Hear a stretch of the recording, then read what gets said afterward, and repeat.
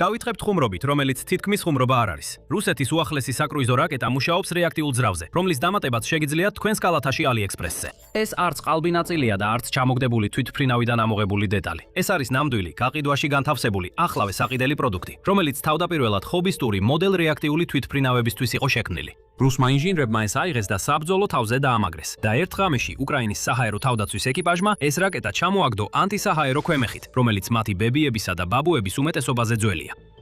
ეს არის S-8000 ბანდაროლის ისტორია. ან როგორ ააგო ფინანსურად შეზღუდულმა თავდაცვის ინდუსტრიამ რაკეტა გლობალური ჰობის მაღაზიიდან და როგორ აგდებს უკრაინა მას ციდან, ცივი ომის დროინდელი ტექნიკით. დავიწყოთ იმით, თუ რა არის სინამდვილეში ბანდაროლი, რადგან ის ზუსტად არ ჯდება ჩვენთვის ნაცნობ კატეგორიებში. რუსეთის ფრთოსანი რაკეტების ოჯახი ტრადიციულად გულისხმობდა ისეთებს, როგორიცაა X-101, 3M-14 კალიბრი, ან 9M-727, რომელიც გამოიყენება ისკანდერ-K სისტემაში.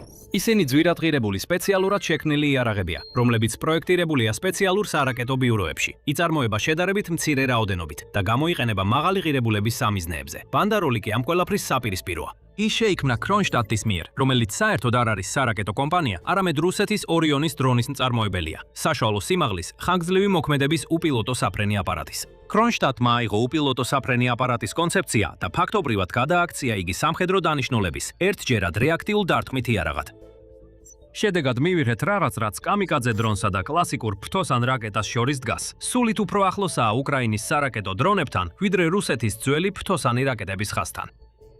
სპეციფიკაციებით დრონი პატარაა, მაგრამ საკმაოდ ძლიერია. ბანდაროლი დაახლოებით 600 კმ/სთ სიჩქარით დაფრინავს, ხოლო მაქსიმალური სიჩქარე დაახლოებით 650 კმ/სთ აღწევს. ეს საკმარისად სწრაფია იმისთვის, რომ გადაასწროს იმ ტიპის იარაღის სისტემებს, რომელსაც უკრაინა ტრადიციულად იყენებდა, უფრო ნელი, შაჰედის ტიპის დრონების წინააღმდეგ. ასევე იუწყებიან, რომ მისი მოქმედების რადიუსი საკმაოდ ღირსეულია, 500 კმ-მდე, რაც საკმარისია იმისთვის, რომ ფრონტის ხაზის მიღმა ოკუპირებულ ტერიტორიაზე ან რუსეთის საჰაერო სივრცეში მდებარე გაშვების წერტილიდან შორს მიაღწიოს. იარაღისთვის გამოყენებული საბრძოლო ნაწილი მაღალი აფეთქების ფრაგმენტაციის ტიპისაა, უკრაინის თავდაცვის დაზვერვის სამსახურის ინფორმაციით. მისი წონა დაახლოებით 114 კილოგრამია, თუმცა ზოგიერთი წყარო ამ რიცხვს 150 კილოგრამამდეც აყენებს. როგორც არ უნდა იყოს, ეს იარაღი გამაგრებული ბუნკერის გასანადგურებლად არ არის შექმნილი. ის შექმნილია რბილი სამიზნეების გასანადგურებლად, როგორიცაა რადარის ანტენები, ლოგისტიკური საწყობები, საცხოვრებელი კორპუსები ან ნებისმიერი სხვა ობიექტი, რომლის გასანადგურებლადაც სპეციალური ბუნკერ-ბასტერის გამოყენება საჭირო არ არის. იარაღის ძირითადი გამშვები პლატფორმა თავად ორიონის დრონია და გავრცელებული ინფორმაციით, კრონშტადტი მუშაობდა მის ადაპტაციაზე Mi-28N ტიპის საბრძოლო ვერტფრენებიდან გასაშვებადაც, რაც რუსეთს მის მიწოდების მეორე საშუალებას მისცემდა ბევრად უფრო მოკლე მომზადების დროთი. მაგრამ რაც ბანდარულს რეალურად საინტერესოს ხდის, ეს არ არის მისი კორპუსი. ამის ნაცვლად ყურადღება უნდა გავამახვილოთ იმაზე, რაც მის შიგნითაა. 2025 წლის მაისში უკრაინის თავდაცვის დაზვერვამ ტექნიკური ანალიზი გამოაქვეყნა რაკეტის შესახებ თავის ომისა და სანქციების პორტალზე. იარაღის კომპონენტების განყოფილებაში, მას შემდეგ რაც ოდესასთან ახლოს დარტყმების შედეგად უვნებლად ნაპოვნი ნიმუშები შეისწავლა. რაც მათ აღმოაჩინეს, უფრო ნაკლებად იყო ზუსტი მართვადი რაკეტა და უფრო მეტად წარმოადგენდა ნაწილების ნაკრებს, რომელიც საყოფაცხოვრებო ელექტრონიკის ინდუსტრიის ნახევრის ნაწილებით იყო აწყობილი. ამ მოწყობილობის ძრავა, რომელიც საში ამოძრავებს მას, აღმოჩნდა Suisu 2100 Pro, ჩინეთში წარმოებული ტურბოჯეტი, რომელიც თავდაპირველად განკუთვნილი იყო მასშტაბური მოდელების თვითმფრინავებისა და რადიომართვადი რეაქტიული თვითმფრინავებისთვის.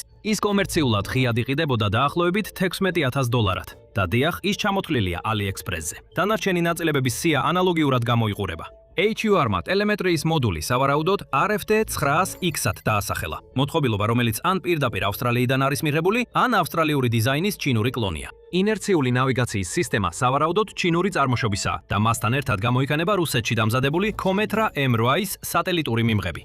ეს იგივე ჩახშობისადმი მდგრადი ანტენის ტექნოლოგია, რომელსაც რუსეთი ამონტაჟებს შაჰედის ბაზაზე შექმნილ გერუნის დრონებზე და ასევე UMP-K და UMP-B ტიპის გლაიდ ბომბების კომპლექტებზე. სერვოები, ანუ მცირე ძრავები, რომლებიც მართავენ საკონტროლო ზედაპირებს, იყო სამხრეთკორეული Dynamixel MX-64AR ერთეულები, რომლებიც ასევე ხელმისაწვდომია ბაზარზე. და ელექტრონიკაში მიმოფანტულია დაახლოებით 20 სხვადასხვა ტიპის მიკროჩიპი, რომლებიც წარმოებულია შეერთებულ შტატებში, ჩინეთში, შვეიცარიაში, იაპონიასა და სამხრეთ კორეაში. მაგრამ როგორ ახერხებს სანქცირებული რუსული კომპანია ამდენი ქვეყნის ნაწილების მოპოვებას, რომლებიც ღიად აწარმოებენ კომპანიები, რომლებსაც სავარაუდოდ არ სურთ მათი პროდუქცია აღმოჩნდეს კიევზე გასროლილ ფრთოსან რაკეტებში. უკრაინის სამხედრო დაზვერვის სამსახურის მიხედვით ელექტრონული კომპონენტების უმეტესობა გადიოდა ერთი სადისტრიბუციო პუნქტის გავლით. რუსული ელექტრონიკის საბითუმო გამყიდველი Chip and Dip, რომელიც ქვეყნის ერთ-ერთი ყველაზე დიდი დისტრიბუტორია. იქიდან უკრაინის დაზვერვის წინა ანგარიშები აღწერს სანქციების გვერდის ავლის ქსელს, რომელიც ამ იმპორტს შუამავალი ქვეყნების გავლით ატარებს. სია მოიცავს სომხეთს, ყაზახეთს, ჩინეთს, თურქეთსა და არაბთა გაერთიანებულ საამიროებს, რომლებიც ყველა იხენებს ფიქტიურ კომპანიებს, რათა დაფარონ დოკუმენტური კვალი მანამდე, სანამ ნაწილები რუსულ საწარმოო ხაზზე მოხდება.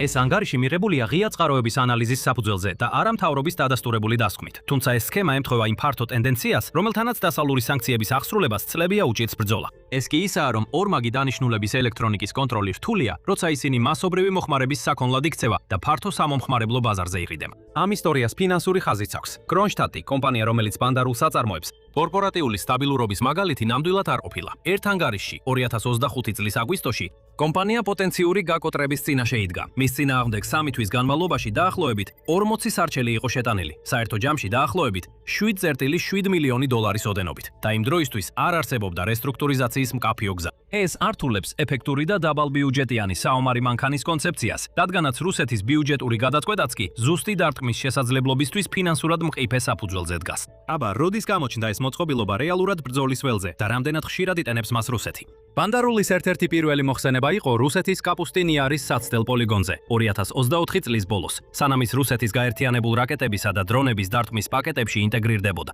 მას შემდეგ ის ომის ყველაზე მასშტაბური დაბომბვების განმეორებად ელემენტად იქცა. გავრცელებული ინფორმაციით, რუსულმა ძალებმა ბანდარულის საბრძოლო მასალა გამოიყენეს 2026 წლის მაისის დარტყმაში, რომელშიც ასევე მონაწილეობდა ორეშნიკის რაკეტა. ამის შემდეგ იარაღი ფართომასშტაბიან თავდასხმებში გამოიყენეს, ხოლო უშუალო მოხსენებები მიუთითებს, რომ შემთხვევითი მოწმეები ამ დრონების ძრავების ხმას ზემოდან ისმენდნენ. ასე რომ ეს იარაღი უკვე იშვიათი ექსპერიმენტული იარაღი აღარ არის.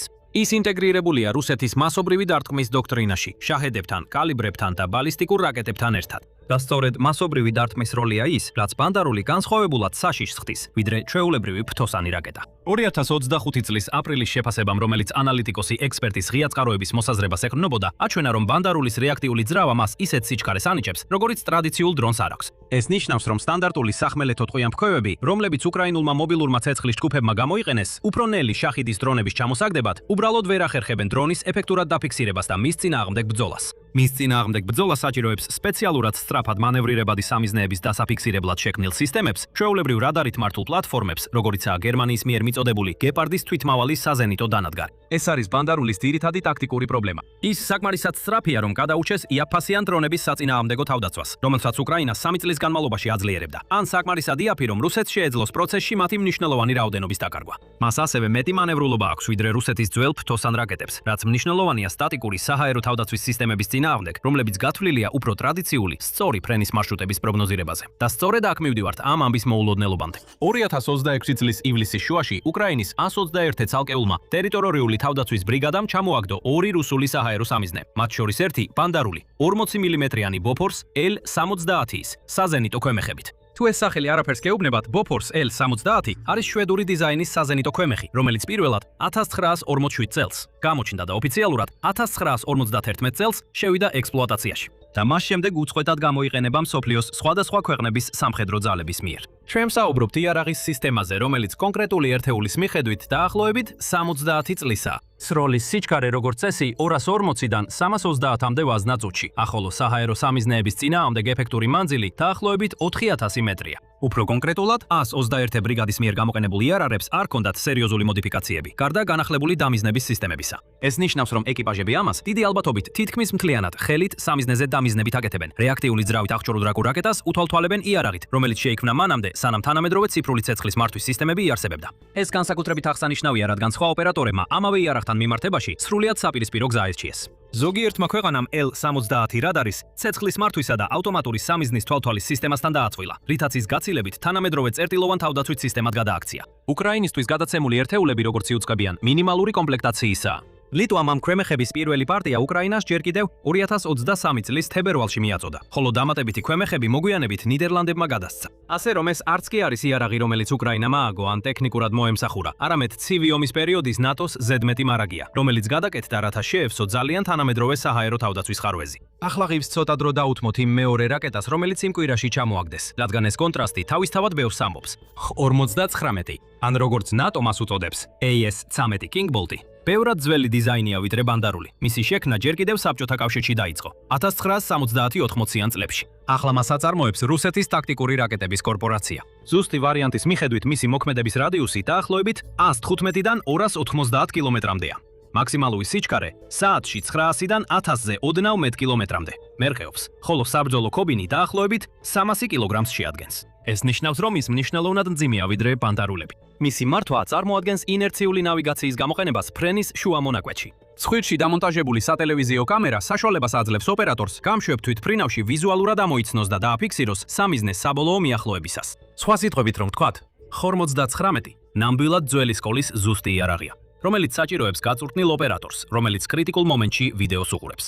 ბანდარული კი პირიქით, გაშვების შემდეგ ძირითადად ავტონომიურია, GPS-ითა და ინერციული მართვით. და ისე აგებული, რომ იყოს იმდენად იაფი, რომ ერთის დაკარგვა 70 წლის საჰაერო თავდაცვის ქვემეხით რუსეთს წარმოების ბალანსზე თითქმის არ ემჩნევა. იგივე კვირა, იგივე ბრიგადა, იგივე იარაღი, მაგრამ რაკეტის აგების ორი სრულიად განსხვავებული ფილოსოფია.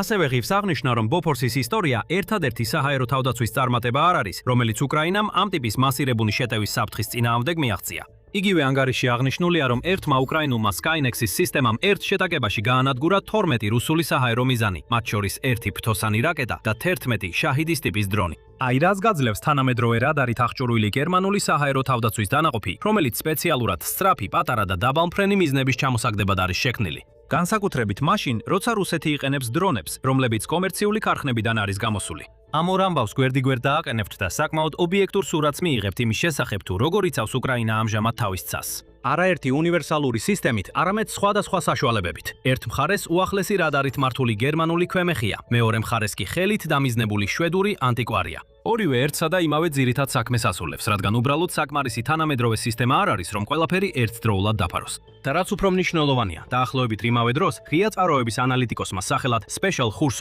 Khursonket-მა გააზიარა ვიდეო, სადაც როგორც ჩანს, რუსული ორიონი დრონია ნაჩვენები, იგივე პლატფორმა, რომელიც ბანდარულს ატარებს. დამწვარი მინდოში ოკუპირებულ ყირიმში, მას შემდეგ რაც როგორც ჩანს, საკუთარი მხრიდან გაანადგურეს და არა უკრაინული მოქმედებით. მკვლევარებმა ნამსხვრევების მდებარეობა სოფელ ივანივკაში დაადგინეს, რომელიც დაახლოებით 13 კილომეტრშია კევჩიდან და 11 კილომეტრში იმ აეროდრომიდან, საიდანაც ეს დრონები ჩვეულებრივ მუშაობენ. ვიდეო შეესაბამება უფრო ფართო სურათს იარაღის პროგრამისა, რომელიც სწრაფად, იაფად და სანქციების ზეწოლის ქვეშ აშენდა.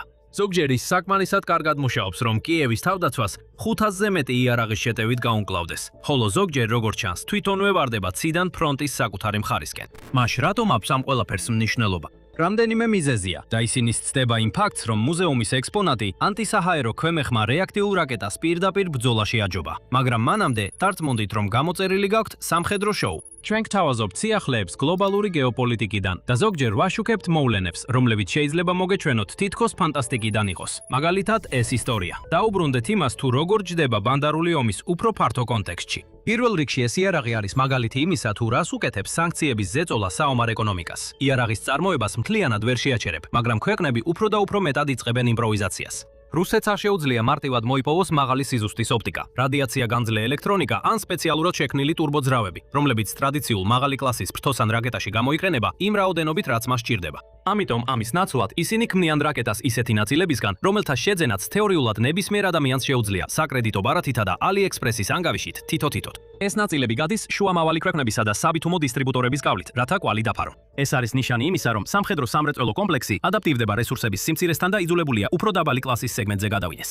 და ეს აიძულებს დასავლეთის მთავრობებსა და ექსპორტის კონტროლის რეჟიმებს გააცნობიერონ, რამდენად ფორიანია სამომხმარებლო ელექტრონიკის მიწოდების ჯაჭვები. როდესაც საბოლოო მომხმარებელს საკმარისი მოთმინება აქვს, რომ შეძენა 2 ან 3 შუამავალი ქვეყნის გავლით გაატაროს, მეორე მხრივ არის ამ ომის ფასობრივი გათვლა და აქ სასარგებლოა რეალურად მიუთითოთ ციფრები იმ იარაღებთან, რომლებსაც ხშირად ვახსენებთ. რუსეთის KH-101-ის შეფასებები მნიშვნელოვნად განსხვავდება იმის მიხედვით, ვინ აქვეყნებს ამ შეფასებებს. უკრაინელი და დასავლელი ანალიტიკოსები მის ღირებულებას აფასებენ დაახლოებით 1,2 მილიონი დოლარიდან, ხოლო მაქსიმუმ 13 მილიონ დოლარამდე. კალიბრი ასევე ასეთივე ფართო დიაპაზონშია. ხშირად მითითებულია დაახლოებით 1 მილიონიდან 6 მილიონ დოლარამდე, რაც დამოკიდებულია ექსპორტულსა და შიდა ვერსიას შორის განსხვავებაზე. Shahid 136-ის სტანდარტული სტილის დრონი შედარებისთვის ჩვეულებრივ ფასდება 20-დან 50,000 დოლარამდე. უკრაინის დაზვერვის შეფასებით რუსეთის შიდა წარმოების ვერსიები შეიძლება მიაღწიოს 70,000 დოლარს. ყველა ამ რიცხვს შეგნებულად ვტოვებთ გარკვეულ ზვარში, რადგან ბანდარულის კომპონენტების სიისგან განსხვავებით, ეს ფართო სარაკეტო ღირებულებების მაჩვენებლები სადავო შეფასებებია. ეს არ არის დადასტურებული კონტრაქტები და სხვადასხვა წყაროები ერთმანეთს ღიად არ ეთანხმებიან 5-ჯერ ან თუნდაც 10-ჯერ განსხვავებული მონაცემებით, მაგრამ თუნდაც ყველაზე კონსერვატიულ ვარიანტს თუ ავიღებთ ყველა დიაპაზონში. სარაკეტო მოწყობილობა, რომელიც აგებულია 16,000 დოლარიანი, მოყვარულთა რეაქტიული ძრავით და სამომხმარებლო კლასის სერვოებითა და ბატარეებით, გაცილებით უფრო ახლოს დგას დრონის კატეგორიასთან, ვიდრე სარაკეტოსთან. ეს ნიშნავს, რომ რუსეთს შეუძლია აწარმოოს და გამოიყენოს ეს მოწყობილობები ისეთ რაოდენობაში, რაც წარმოუდგენელი იქნებოდა KH-101-ის მსგავსი რაკეტისთვის. და ჩართოს ისინი მასობრივ იერიშებში, რომლებიც სპეციალურადაა შექმნილი უკრაინის საჰაერო თავდაცვის გადატვირთვისთვის, ერთდროულად მრავალი საფრთხის რაოდენობით და არა რომელიმე ერთი იარაღის სირთულით. ბანდარული არ ცდილობს იყოს ყველაზე ჭკვიანი რაკეტა ცაში. ის ცდილობს იყოს კიდევ ერთი სწრაფად მოძრავი პრობლემა იმ მასიურ იერიშში, სადაც უკვე შედის შახიდებიც. აქ კამათი იმის შესახებ დრონია ეს თუ რაკეტა აღარ არის პედანტური და რეალურად მნიშვნელოვანი ხდება იმისთვის, თუ როგორ აყალიბებს უკრაინა თავის თავდაცვას. რუსეთის შახიდების ხაზზეც ატარებს იმავე ექსპერიმენტს, რაც ბანდარულზე ჩაატარა. რეაქტიული ძრავების დაყენებით იმ უბრალო პროპელერიან ბარაჟირებად საბრძოლო მასალაზე შეიქმნა ისეთი ვარიანტები, როგორიცაა გერუნ 3 და გერუნ 5, რომლებიც გავრცელებული ინფორმაციით დაახლოებით 500-600 კმ/სთ-ში სიჩქარეს აღწევენ. ეს მათ პირდაპირ საკრუიზო რაკეტების კატეგორიაში გადაიხვას. უკრაინის საჰაერო ძალების წარმომადგენელმა იური იგნატმა ეს ეფექტი პირდაპირ აღწერა და თქვა, რომ რადარზე ამ რეაქტიული ვარიანტებიდან ერთ-ერთი მხოლოდ ფრენის პარამეტრებით საკრუიზო რაკეტას გავს. უბრალოდ იმის გამო თუ რა სისწრაფით მოძრაობს. ეს განსაზღვრავს, რომელი ჩამონგდები რაკეტა აირჩევს უკრაინელი ბატარეის მეთაური და ჩამონგდები რაკეტები ფასით ერთმანეთის შემცვლელი არ არის. ერთი AIM-120 ამრამ რაკეტა, რომელსაც NASAMS-ის ბატარეები იყენებენ უფრო ნელი შახიდების ჩამოსაგდებად. თითო გასროლაზე დაახლოებით 500,000-დან 1 მილიონ დოლარამდე ღირს. Patriot Pack 3-ის ჩამონგდები რაკეტა თითოეულ შემთხვევაში დაახლოებით 4 მილიონი დოლარი ღირს. 16,000 დოლარიანი ძრავა გაძალებს, რომ 9 მილიონიდან რამდენიმე მილიონ დოლარამდე დახარჯო მხოლოდ იმისთვის, რომ ის ციდან ჩამოაგდო. ხარჯთა თანაფარდობა სწორედ ამ იარაღის არსია, მიუხედავად იმისა, უპილოტო საფრენი აპარატად ჩათვლი მას თუ რაკეტად. ასევე ღირს აღნიშნა, რომ უკრაინაც ამავე თამაშს თამაშობს საპირისპირო მიმართულებით. უკრაინის პოლარნიციას რაკეტა დრონი პირველად საბრძოლო მოქმედებებში გამოყენებული 2024 წლის აგვისტოში. დაახლოებით 320 კილოგრამს იწონის, დაახლოებით 100 კილოგრამიანი საბრძოლო კობინით. სტარტს იღებს მყარი სათვალის გამაძლიერებლით, სანამ ის ტურბორეაქტიულ ძრავს ჩართავს. და იუწყებიან, რომ სიჩქარეს აღწევს 900 კმ/სთ-ში, ხოლო მოქმედების რადიუსი დაახლოებით 650 კმ-ია. ეს თითქმის შეედრება ხას-1-ის. უკრაინის ოფიციალური პირების თქმით, მისი ერთეულის ღირებულება 1 მილიონ დოლარზე ნაკლებია. და ზოგიერთი უკრაინული შეფასება კიდევ უფრო დაბალია. მისი მონათესავე პროგრამა პეკლო იუწყებიან, რომ კიდევ უფრო იაფია ასაშენებლად, ვიდრე უკრაინის LUT გრძელდისტანციური შეტევითი დრონი, რომლის ღირებულებაც დაახლოებით 200,000 დოლარია. ამასთან ის აღწევს სიჩქარეს 700 კმ/სთ-ში და აქვს დაახლოებით 700 კმ-ის სიშორე, ხოლო შემქმნელები ამტკიცებენ, რომ მასში 70-მდე ადგილობრივი წარმოების კომპონენტია გამოყენებული. სხვა სიტყვებით, ორივე მხარემ დამოუკიდებლად დაასკვნა, რომ ყველაზე სწრაფი გზა იაფი დრონისა და ძვირადღირებული რაკეტის შორის სხვაობის შესამცირებლად არის ის, რომ უბრალოდ შექმნან რაღაც, რაც ამ ორს შორის მდებარეობს. და ვინც უფრო სწრაფად შეძლებს ამ ჰიბრიდული კლასის მეტი ერთეულის წარმოებას, მას ექნება უპირატესობა ამ კონკრეტულ შეიარაღების რბოლაში. მესამე, ეს იარაღები მნიშვნელოვანია, რადგან ისინი უკრაინას აიძულებენ ერთდროულად ორ სრულიად განსხვავებულ ტექნოლოგიურ დონეზე ასიმეტრიული თავდაცვითი ომი აწარმოოს.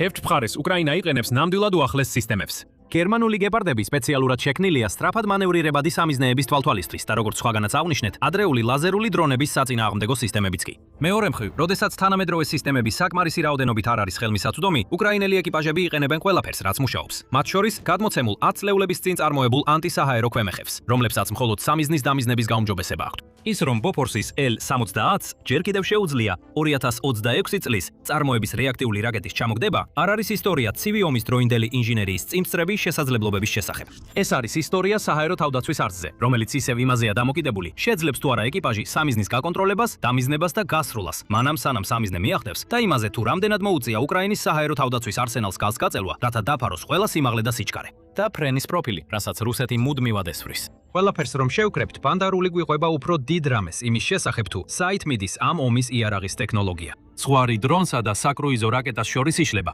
რაც ადრე ორი განსხვავებული კატეგორია იყო, ორი განსხვავებული თავდაცვის სტრატეგიით, ეხლა ერთ კლასად ყალიბდება. სწრაფი, იაფი, რეაქტიული ან პროპელერიანი, GPS-ითა და ინერციული მართვით აღჭურვილი საბრძოლო მასალები, რომლებიც ძირითადად მზა ნაწილების განსგან შეიძლება აეწყოს. უკრაინის საკუთარი პოლარნიციასა და პეკლოს პროგრამები ფაქტობრივად იგივე იდეაა, უბრალოდ საპირისპირო მიმართულებით. ვინც ამ მოწყობილობებს უფრო სწრაფად და იაფად აწყობს და ვინც თავის საჰაერო თავდაცვას ყველაზე სწრაფად მოარგებს, შემდეგი ეტაპის ბრძოლაში უპირატესობა ექნება. ამ ეტაპზე ამ კონკრეტულ დაპირისპირებაში უპირატესობა უკრაინის ძველი იარაღს აქვს და ესეც აღსანიშნავია, რადგან ეს მიუთითებს, რომ ჯერ კიდევ არ დაგვიმთავრებია ისეთი იარაღების ხილვა, რომლებიც თითქოს უკვე მოძველებული უნდა იყოს. 30 ივლისს რუსეთმა შეტევა დაიწყო. ბალისტიკური და ფთოსანი რაკეტები უკრაინაში შევიდა. მათთან ერთად იყო დარტმეთი დრონებიც, ასობით ასეთ. ეს იყო საჰაერო შოკი და ძრწოლა, ისეთი როგორიც რუსეთს არაერთხელ გამოუყენებია ადრე. მაგრამ დღეს უკრაინამ მოახერხა ის, რაზეც პუტინი მხოლოდ ოცნებობს, 93%-იანი ჩაჭრის მაჩვენებელი. რეკორდული რაოდენობის რუსული იარაღი განადგურდა ერთ ღამეში, როცა დრონი დრონის შემდეგ ეჯახებოდა უკრაინის საჰაერო თავდაცვის თითქმის გაუვალ კედელს. უკრაინის პრეზიდენტმა ვოლოდიმირ ზელენსკიმ ყველაფერი გაამხილა რუსეთის თავდასხმის შემდეგ. 30 ივლისის საღამოს მიმართვაში ზელენსკიმ უკრაინის ცის დამცველები შეაქო. მან აღნიშნა, რომ მობილური ცეცხლსასროლი ჯგუფების, ავიაციისა და უპილოტო ჩამჭერი დრონების ერთობლივმა გამოყენებამ შეეძლო რუსეთის იერიშის შედეგად მიყენებული ზიანის მნიშვნელოვნად შემცირება, რომელიც სამხედრო ობიექტების განადგურებას არ ისახავდა მიზნად. პუტინს ტერორის დათესვა და შიშის გაჩენა სურდა. და მისი ბოროტი გეგმა, როგორც ხშირად ხდება, იყო იარაღის გამოყენება უკრაინის ქალაქებში უდანაშაულო მშვიდობიანი მოსახლეობის წინააღმდეგ. უკრაინის საჰაერო თავდაცვის პროფესიონალიზმი გამოიკვეთა იმ ღამეს, რომელიც შეიძლებოდა ბევრად უფრო დამანგრეველი ყოფილიყო, რადგან რეკორდული რაოდენობის რუსული იარაღი უკრაინის ცეცხლმა გაანადგურა. რაც 30 ივლისს ვიხილეთ არ იყო გამონაკლისი. ეს იყო ევოლუციის, უკრაინის საჰაერო თავდაცვის ძალის ტრანსფორმაციის შედეგი, რაც რუსეთს ვერც კი წარმოედგინა სულ რაღაც 1 წლის წინ. დავბრუნდეთ 2025 წლის დასაწყისში. იმ დროს უკრაინის მიერ რუსული დარტყმის დრონების ჩამოგდების მაჩვენებელი ბევრად დაბალი იყო ვიდრე ახლა. ეს მაჩვენებელი მერყეობდა, თუმცა როგორც წესი, 70%-ზე ოდნავ მეცსა და 80%-ზე ოდნავ მეცს შორის მერყეობდღეოდა. რუსეთის ძალიან ბევრი დრონი ახერხებდა გარღვევას. პუტინმა შეუკვეთა შაჰიდის ტიპის დარტყმის დათმის დრონების რეკორდული რაოდენობის წარმოება და მათი სიმრავლე უკრაინის საჰაერო თავდაცვას გადატვირთავდა. გადავიდეთ 2026 წლის ზაფხულში და აქ უკვე სრულიად სხვა ამბავი. დღეს რუსეთის დრონები ისევ საშიშია, მაგრამ ისეთი მომაკვდინებელი აღარ არის როგორც ადრე. ეს აღნიშნავს, რომ რუსეთი ნაკლებს აწარმოებს ან მათი დრონები გაუარესდა. ძირითადად ასეა, როგორც მოგვიანებით გაიგებთ. ეს იმიტომ, რომ უკრაინა უკეთესად ახერხებს მათ ჩამოგდებას. 30 ივლისი და მისი 93%-იანი ჩამოგდების მაჩვენებელი თვის გამორჩეული მომენტი იყო. მაგრამ ივლისმა მთლიანობაში აჩვენა გარდატეხა. უკრაინის თავდაცვის სამინისტრო იუწყება, რომ ქვეყნის საჰაერო თავდაცვამ შეძლო ჩამოეგდო შაჰიდის, იტალმასის, გბერას და სხვა საბრძოლო დრონების 90%-ზე მეტი, რომლებიც რუსეთმა უკრაინის ტერიტორიაზე გაუშვა.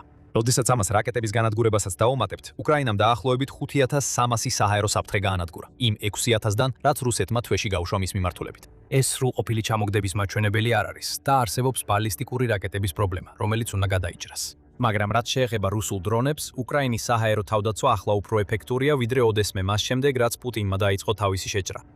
ამჟამინდელი მიზანია გააგრძელონ ის სტაბილურობა, რასაც უკრაინა ახლა ხედავს. უკრაინის მიზანი, როგორც ყოფილი თავდაცვის მინისტრი მიხაილო ფედოროვი აცხადებს, არის მიაღწიოს იმ დონეს, რომ რუსეთის ყველა საჰაერო საფრთხის 95%-ს ჩაჭრის. უკრაინა ახლოს იყო ამ მიზანთან 30 ივლისს. ის შეისწავლის მომხდარს შემდგომი ანალიზის გზით, რათა გაარკვიოს, რა გააკეთა სწორად და რაზე შეუძლია ააგოს, რომ კიდევ უფრო გააუმჯობესოს ჩაჭრის მაჩვენებელი. მაგრამ 93% ძალიან დიდი რიცხვია. ეს არის რეკორდული პროცენტი რუსული საჰაერო თავდასხმის საშუალებების, რომლებიც ჰაერში ააფეთქეს ან ისე გადაამისამართეს, რომ არაფერს მოხდა. და უკრაინამ უნდა იამაყოს, მიუხედავად იმისა, რომ ახლა ყურადღება უნდა გაამახვილოს შემდეგ ნაბიჯებზე. რა თქმა უნდა, აშკარა კითხვა, როგორ გაართვა თავი უკრაინა. ადვილი იქნებოდა იმის თქმა, რომ ყველაფერში ჩამჭრელი დრონები იყვნენ პასუხისმგებელი. და ამ დრონებმა მართლაც დიდი ცვლილება შეიტანეს უკრაინის გადაჭერის მაჩვენებლებში, მას შემდეგ რაც ისინი გამოიყენეს. პირველი 4 თვის განმავლობაში 2026 წელს უკრაინამ 2.6 ჯერ გაზარდა ჩამჭრელი დრონების წარმოება, როგორც მაისში ფედოროვმა განაცხადა, და ამ ჩამჭრელმა დრონებმა 2 ჯერ გაზარდეს შაჰიდის ტიპის დრონების ჩამოგდების რაოდენობა იმავე პერიოდში. უკრაინა აღიარებს ამ ეკონომიური ჩამჭრელი დრონების მნიშვნელობას, რომელთა აშენებაც ხშირად მხოლოდ რამდენიმე $1000 ან ზოგჯერ ნაკლები ცხირს. მისი დრონების მწარმოებლები მუშაობენ ჩამჭრელი დრონების შემდეგ თაობაზე, როგორიცაა Sting-2, რათა დაუპირისპირდნენ ახალ რუსულ დარტყმით დრონებს, რომლებიც რეაქტიულ ძრავებს იყენებენ და ამით ახერხებენ არსებული თაობის ჩამჭრელი დრონების გვერდისავლას. ამიტომ უკრაინის ჩამჭრელი დრონები ძალიან მნიშვნელოვანია, როდესაც ერთ ღამეში სამიზნეების 93%-ის განადგურებაზეა საუბარი. მაგრამ ეს მთლიანი სურათი არ არის, არც კი მიახლოებულა. Heli დანარჩენი ისტორია კულისებში განვითარდა და ის უკავშირდება უკრაინის საჰაერო თავდაცვის სისტემის სრულ გარდაქმნას, რათა შესაძლებელი გამხდარიყო ისეთი დღეები, როგორიც იყო 30 ივლისი. ჯერ კიდევ 2025 წელს, როდესაც რუსეთმა უპილოტო დამთმელი დრონების მასიური ჯგუფების წყალობით უპრეცედენტო წარმატებას მიაღწია, უკრაინის საჰაერო ძალების სარდლობამ დაიწყო ახალი მეთოდებისა და ტექნოლოგიების დანერგვა, რომლებსაც მოგვიანებით ჩამჭერებიც დაემაემადა. მობილური საჰაერო თავდაცვის ჯგუფები შეიქმნა და უკრაინის მასშტაბით განაწილდა, რაც რუსული საჰაერო იერიშების სწრაფად მოგერიების საშუალებას იძლეოდა. უკრაინა ასევე გასცდა არსებულ სამხედრო რადარებს და დაიწყო სამოქალაქო რადარის სისტემების ინტეგრაცია თავის საჰაერო ფარს. ყველაფერი, რაც დრონის ან რაკეტის დაფიქსირებას შეძლებდა, მისაღები იყო და ამ ნაბიჯმა უკრაინას მთელი ქვეყნის მასშტაბით უფრო ხმა და ძლიერი რადარის დაფარვა მისცა. ასეთი სისტემები, როგორიცაა დელტა, რომელიც ცენტრალიზებულ კომუნიკაციასა და მონაცემთა გაზიარებას უზრუნველყოფდა უკრაინის ძალებს შორის, ასევე გაფართოვდა. ისინი გადამწყვეტად მნიშვნელოვანი გახდნენ. მონაცემების უფრო სწრაფმა გაცვლამ დამატებითი სისწრაფე შესძინა მობილურ საჰაერო თავდაცვის ჯგუფებს, რომლებიც უკრაინამ შექმნა. ამ პერიოდში უკრაინა ქმნიდა სისტემას, რომელიც საშუალებას აძლევდა ადგილზე გამოთვლებსა და საჰაერო დაფარვის დანიშვნას, რაც შეიძლება რეალურ დროში მომხდარიყო. უკრაინას ასევე დახმარება ჰქონდა საერთაშორისო პარტნიორებისგან. უკრაინას მიეწოდა თანამედროვე საჰაერო თავდაცვის სისტემები, ასევე ადრეული აღმოჩენის სისტემები, რომლებიც უკრაინას საშუალებას აძლევს დააფიქსიროს მოახლოებული საფრთხეები მაშინვე, როგორც კი ისინი გადაკვეთენ საზღვარს და ზოგჯერ მანამდეც კი. ზოგ შემთხვევაში უკრაინა ახერხებს რუსული დრონების ჩამოგდებას მაშინაც კი, როცა ისინი ჯერ კიდევ პუტინის ტერიტორიაზე დაფრინავენ, რაც ხაზს უსვამს ამ ადრეული გაფრთხილების სისტემების მნიშვნელობას. ეს ყველაფერი საფუძვლის ჩამქრელი სამუშაო იყო. უკრაინის ჩამომგდები დრონების წარმატება შეუძლებელი იქნებოდა ამის გარეშე. უკრაინის მობილური საცეცხლე ჯგუფები განსაკუთრებით მნიშვნელოვანი იყო მისი წარმატებისთვის 30 ივლისს. ამ ჯგუფების უმეტესობა შედგება უკრაინის ტერიტორიული თავდაცვის ძალების მებრძოლებისგან, ასევე მოხალისეებისგან, რომლებიც მზად არიან უკრაინის ზურგში იმსახურონ საკუთარი ხალხის დასაცავად. თითოეული ამ ჯგუფიდან აღჭურვილია საჰაერო თავდაცვის იარაღების ნაკრებით. მათ შორის არის უპილოტო ჩამჭერი აპარატები, პორტატული სარაკეტო თავდაცვის სისტემები და ანტისაჰაერო ტყვიამფრქვევები. ისინი ასევე იყენებენ ყველგანმავალ მანქანებს, რომლებიც აუცილებელია იმისთვის, რომ სწრაფად დაიკავონ პოზიცია, როცა მოდის ინფორმაცია, რომ რუსეთის შაჰიდის დრონების კიდევ ერთი როი მოახლოვდება. News Sky-ის ინფორმაციით, ამ მობილურმა ცეცხლის ჯგუფებმა 2026 წლის ივლისში რუსული დრონების ჩაჭრების 60% მათ ანგარიშზე იყო, რაც მათ ეფექტურობასა და მომაკვდინებლობას უსვამს ხაზს. და ისინი მართლაც უნდა იყვნენ მომაკვდინებლები. ამ ჯგუფების თითოეული წევრი გადის ხანგრძლივ მომზივ მომზადებას, რომელიც რამდენიმე კვირას გრძელდება და მოიცავს ყველაფერს, დაწყებული ღამის პირობებში მოქმედებით, დამთავრებული სწრაფი განლაგების პროტოკოლებით. ეს მომზადება საკმარისად კარგია იმისთვის, რომ მშვიდობიანი მოქალაქეები დამცველებად გადაიქცნენ. და ეს ყველაფერი არ არის. მობილური ცეცხლის ჯგუფების, ჩამჭერი დრონებისა და იმ სადეტექციო სისტემის გარდა, რომელიც ვახსენეთ, უკრაინას კიდევ ერთი საჰაერო თავდაცვის ხრიკი აქვს. მებრძოლი თვითმფრინავები, როგორც საბჭოთა პერიოდის, ასევე დასავლური. სწორედ პირველებმა გამოიჩინეს თავი 30 ივლისს უკრაინის Su-27-ისა და MiG-29-ის პილოტებმა დარტყმის დრონებზე არ გაამახვილეს ყურადღება. მათი ამოცანა იყო რუსეთის საკრუიზო რაკეტებიდან რაც შეიძლება მეტი გაენადგურებინათ. ზუსტად ეს გააკეთეს. რუსეთის 30-ზე მეტი საკრუიზო რაკეტა უკრაინის პილოტებმა ჩამოაგდეს. ზუსტად ისე როგორც მობილური საცეცხლე ჯგუფები, ეს პილოტები რეალურ დროში იღებენ ინფორმაციას მიწაზე განთავსებული რადარის სადგურებიდან, რაც მათ საშუალებას აძლევს გაფრინდნენ დარტყმის ზონისკენ მანამ, სანამ ეს ზონა პრობლემად იქცევა. უკრაინის თვითმფრინავები ახლა აღჭურვილია ელექტრონული ომის კომპლექტებით, ჰაერი რაკეტებით და ინფრაწითელი მახეებით. ერთად ისინი საშიში თავდაცვითი საშუალებებია, როგორც ეს დაამტკიცეს უკრაინის რეკორდული ღამის განმავლობაში. დასავლური თვითმფრინავები, როგორიცაა F-16-ები, რომლებიც უკრაინამ პარტნიორებისგან მიიღო, არ არის გამონაკლისი. შეიძლება ითქვას ისინი უფრო მნიშვნელოვანია ვიდრე საბჭოთა თვითმფრინავები. 2026 წლის იანვრისთვის Aviation Week იუწყებოდა, რომ უკრაინის F-16-ებმა თავიანთი 1000 საჰაერო მიზანი გაანადგურეს. მას შემდეგ სავარაუდოდ კიდევ რამდენიმე ასეული დაემატა, თუმცა არ ვიცით, 30 ივლისს მათ საერთო მაჩვენებელს კიდევ მიუმატეს თუ არა. შეამჩნევთ, რომ აქამდე ძალიან იშვიათად ვახსენეთ რუსეთის ბალისტიკური რაკეტები. ამის მიზეზი არსებობს, რაზეც მალე ვისაუბრეთ. მაგრამ ჯერ უნდა აღვნიშნოთ, რომ 30 ივლისი ერთადერთი დღე არ იყო, როცა უკრაინამ ბოლო დღეებში რეკორდები დაამყარა. 2 აგვისტოს უკრაინის სასაზღვრო დაცვამ საკუთარი რეკორდი დაამყარა, როდესაც ჩერნიგოვის რეგიონში რუსული სადაზვერო დრონი ძალა Z-20 ჩამოაგდეს. დისტანცია განსაცვიფრებელი იყო. უკრაინამ რუსული დრონი განსაცვიფრებელ სიმაღლეზე 6858 მეტრზე, ანუ 6.85 კილომეტრზე ჩამოაგდო. რუსეთის ზალა Z-20 არანაირი შანსი არ ჰქონდა. მას ოპერაციული დიაპაზონი ბევრად უფრო დიდი აქვს ვიდრე გადამჭერს, 100 კილომეტრი. მაგრამ ის რომ შეგიძლია დიაპაზონიდან გასვლა ბევრს არ ნიშნავს, როცა დრონი, რომელიც ყველაფრის დანახვაზეა შექმნილი, ვერ ამჩნევს გადამჭერს, რომელიც უკნიდან უახლოვდება. რუსული დრონი ჰაერში აფეთქდა. ზუსტად ისე როგორც იმ რაკეტების 93%, რომლებიც რუსეთმა 30 ივლისს უკრაინის მიმართულებით გაუშვა. სამწუხაროდ უკრაინისთვის ყველაფერი კარგი ამბავი არ იყო. 93%-იანი ჩამოგდების მაჩვენებელი შთამბეჭდავია. თუმცა უკრაინის საჰაერო თავდაცვაში არსებობს ხარვეზი, რომელიც სასწრაფოდ უნდა შეივსოს. მაგრამ შეივსება ეს ხარვეზი, დარჩით ჩვენთან და გაიგებთ. მაგრამ სანამ უფრო ღრმად შევალთ, ეს არის სამხამხედრო შოუ. კიდევ ბევრია მსგავსი მასალა, ასე რომ აუცილებლად გამოიწერეთ არხი, რომ არ გამოგჩეთ ჩვენი შემდეგი გადაცემები. უკრაინის რეკორდული 30 ივლისის. მეორე მხარე ის არის, რომ რუსეთმაც გარკვეული წარმატება მოიპოვა თავის დარტყმაში. უკრაინის გადაჭერის ჯგუფებმა შესანიშნავად იმუშავეს, რომ რაც შეიძლება მეტი მშვიდობიანი მოქალაქე დაეცვათ, მაგრამ 93%-იანი გადაჭერის მაჩვენებელი მაინც ნიშნავს იმას, რომ რუსეთის რაკეტების 7%-მა უკრაინის საჰაერო თავდაცვის კედელი გაარღვია და ის იარაღები, რომლებმაც ეს შეძლეს, რუსეთის ყველაზე ძლიერი იარაღებია. რუსეთის თავდასხმის შემდეგ Kyiv Independent-მა განაცხადა, რომ სულ მცირე 8 ადამიანი დაიღუპა და კიდევ 50 დაშავდა. უმეტესობა თუ არა ყველა მშვიდობიანი მოქალაქეები იყვნენ. ყველაზე დიდი ტრაგედია მოხდა კრივოი რიჰში, სადაც ერთი ოჯახის სულ მცირე 5 წევრი დაიღუპა, როდესაც რუსული რაკეტა მათ სახლს მოხსმოხდა. ეს რაკეტა ბალისტიკური იყო. და სწორედ ამ იარაღისთვის უკრაინას სასწრაფოდ სჭირდება გამოსავლის პოვნა, რათა უფრო მეტრმეტი მშვიდობიანი მოქალაქის უსაფრთხოებაოს უზრუნველყოს, ვიდრე ამას დრონებისა და ფრთოსანი რაკეტების ჩამოგდების მაჩვენებელი იძლევა. ბალისტიკური რაკეტები უკრაინის საჰაერო თავდაცვის სტრატეგიის მთავარი სიფრთხილეა. ვოლოდიმირ ზელენსკიმ თავად გაამჟღავნა ეს. 1 აგვისტოს კიევზე კიდევ ერთი თავდასხმის შემდეგ, რომელმაც კიდევ 9 ადამიანის სიცოცხლე იმსხვერპლა. ზიანის მონტანი სწორედ რაკეტები იყო. უკრაინამ მხოლოდ ერთი შეძლო ჩამოეგდო იმ 27-დან, რომელიც რუსეთმა 1 აგვისტოს გაუშვა. რაც ვოლოდიმირ ზელენსკის კიდევ ერთხელ უბიძგა, დასავლეთის ქვეყნებისგან მეტი გადამჭერი რაკეტის მიწოდება მოეთხოვა, განსაკუთრებით უკრაინის პატრიოტის საჰაერო თავდაცვის სისტემებისთვის. უკრაინას პრაქტიკულად ამოეწურა რაკეტები, განაცხადა ვოლოდიმირ ზელენსკიმ. თუ უკრაინა ვერ მიიღებს მეტ რაკეტას რუსეთისგან, მომდინარე ყველაზე მძიმე საფრთხის წინააღმდეგ საბრძოლველად კიდევ მეტი დღე იქნება, როცა კრემლში მყოფი ომის დამნაშავე უკრაინელ მშვიდობიან მოსახლეობას მოკლავს. ძალიან მნიშვნელოვანია, რომ ჩვენს პარტნიორებს ესმოდეთ. ეს სისტემები ჰიპოთეტური სცენარებისთვის საწყობებში შესანახად არ არის საჭირო. მაგრამ აქ და ახლა დაამატა ვოლოდიმირ ზელენსკიმ, ყოველი ანტისარაკეტო პაკეტი ჩვენს ხალხს სიცოცხლეს უნარჩუნებს, ხოლო ყოველი ღამე, როცა ისინი არ გვაქვს, მსხვერპლით თავდება. თუმცა უკრაინის პრეზიდენტს მსგავსი თხოვნები უკვე არაერთხელ გაუჟვერებია. მისი გამოწვევა ისაა, რომ უკრაინის მოკავშირეებს საკუთარი თავდაცვაც აქვთ საფიქრალი. საჰაერო თავდაცვის ყველა რაკეტის გადაცემა არ არის შესაძლებელი, რამდენადაც ეს უკრაინასაც დაეხმარებოდა. პატრიოტის რაკეტების შეძენა უკრაინისთვის ახლა უფრო რთულია ვიდრე ოდესმე. ოპერაცია Epic Fury სწორედ ამის მიზეზია. BBC-ის ინფორმაციით ივლისის ბოლოსთვის აშშ-მ დაახლოებით 2330 ერთეულიდან 1430 პატრიოტის რაკეტა უკვე გამოიყენა ომამდე არსებულ მარაგიდან.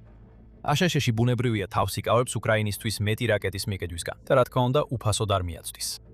ეს უკრაინის მოკავშირეებსაც ხელებს უბამს, რომლებიც შესაძლოა ზელენსკის თხოვნაზე პასუხის გაცემაში ფერლის სისტემის მეშვეობით შეძენით დახმარებოდნენ. ასე რომ უკრაინას ბალისტიკური რაკეტების პრობლემა აქვს. რა ვარიანტებია? გადამჭრელი რაკეტების წარმოება, მათ შორის იმ რაკეტებისა, რომლებსაც უკვე იყენებს, ერთ-ერთ შესაძლო გამოსავლად განიხილება. ივლისის შუა რიცხვებში საფრანგეთმა გამოაცხადა, რომ უკრაინას აძლევს ლიცენზიებს, რათა იქ აწარმოონ ფრანგული იარაღის რამდენიმე ტიპი, მათ შორის სკალპის რაკეტები და ASM ჰამერის მართვადი ბომბები.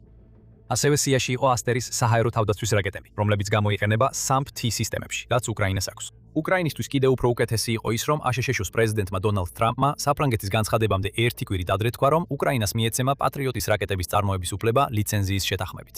ეს ძალიან მნიშვნელოვანია უკრაინისთვის და ქვეყანა უკვე აქტიურად მუშაობდა საჭირო პარტნიორობების ჩამოყალიბებაზე, რათა წარმოება რაც შეიძლება მალე დაეწყო, ჯერ კიდევ მანამდე სანამ ტრამპის განცხადება შეიძლებოდა დარწმუნებულად გადაიქცეოდა. 23 ივლისს ზელენსკიმაც კი განაცხადა, რომ რეითიონი, რომელიც პატრიოტის რაკეტების ერთ-ერთი მწარმოებელია, დათანხმდა მათ ერთობლივ წარმოებას უკრაინასთან ერთად. პროცესები ძალიან სწრაფად ვითარდებოდა. მაგრამ ვინც კი ტრამპს ყურადღებას აქცევს, იცის, რომ რასაც ის ამბობს და რასაც აკეთებს, ხშირად ორი სრულიად განსხვავებული რამაა. ასე ჩანს პატრიოტის რაკეტების ლიცენზირებაზეც. იდეა ჯერ კიდევ ბოლომდე არ არის გამორიცხული, ხოლო შემთხვევაში ჯერ არა. 31 ივლისს CNBC-მ გაავრცელა ინფორმაცია, რომ ტრამპმა შესაძლოა პოზიცია შეცვალა. პატრიოტის ტექნოლოგიას კაბინეტის შეხვედრაზე კემპ დევიდში მან უწოდა რთული რამაა სხვებისთვის გადასაცემად. ტრამპმა განაცხადა, რომ ასეთი ტიპის ლიცენზირების გარიგებებთან ძალიან ფრთხილად უნდა იყო, რადგან ყოველთვის არსებობს შანსი, რომ ისინი, ვინც ლიცენზიას მიიღებენ, ერთ დღეს შეიძლება შენს წინააღმდეგ შემოbrunდნენ. ტრამპმა დაამატა, რომ ამერიკელი და უკრაინისანელი ოფიციალური პირები პატრიოტის ლიცენზიებზე საუბარს კვლავ აგრძელებენ. თუმცა ჩნდება კითხვა, რატომ გააკეთა ტრამპმა ლიცენზირების შესახებ განცხადება მაშინ, როცა დარწმუნებული არ იყო, რომ ბოლომდე მიიყვანდა საქმეს. ცდილობდა თუ არა ქულების დაწერას. ტრამპის პატრიოტების შესახებ დიდი განცხადება ანკარაში, ნატოს სამიტზე გაკეთდა და შესაძლებელია მას სურდა ამ ღონისძიებიდან ყურადღება მიეპყრო. ტრამპმა საქმე არ გადაამოწმა, ამერიკის პრეზიდენტმა თქვა, რომ Raytheon-თან ან Lockheed Martin-თან ამ გარიგებაზე არ უსაუბრია, თუმცა ორივე კომპანია თითქოს თანახმა იყო.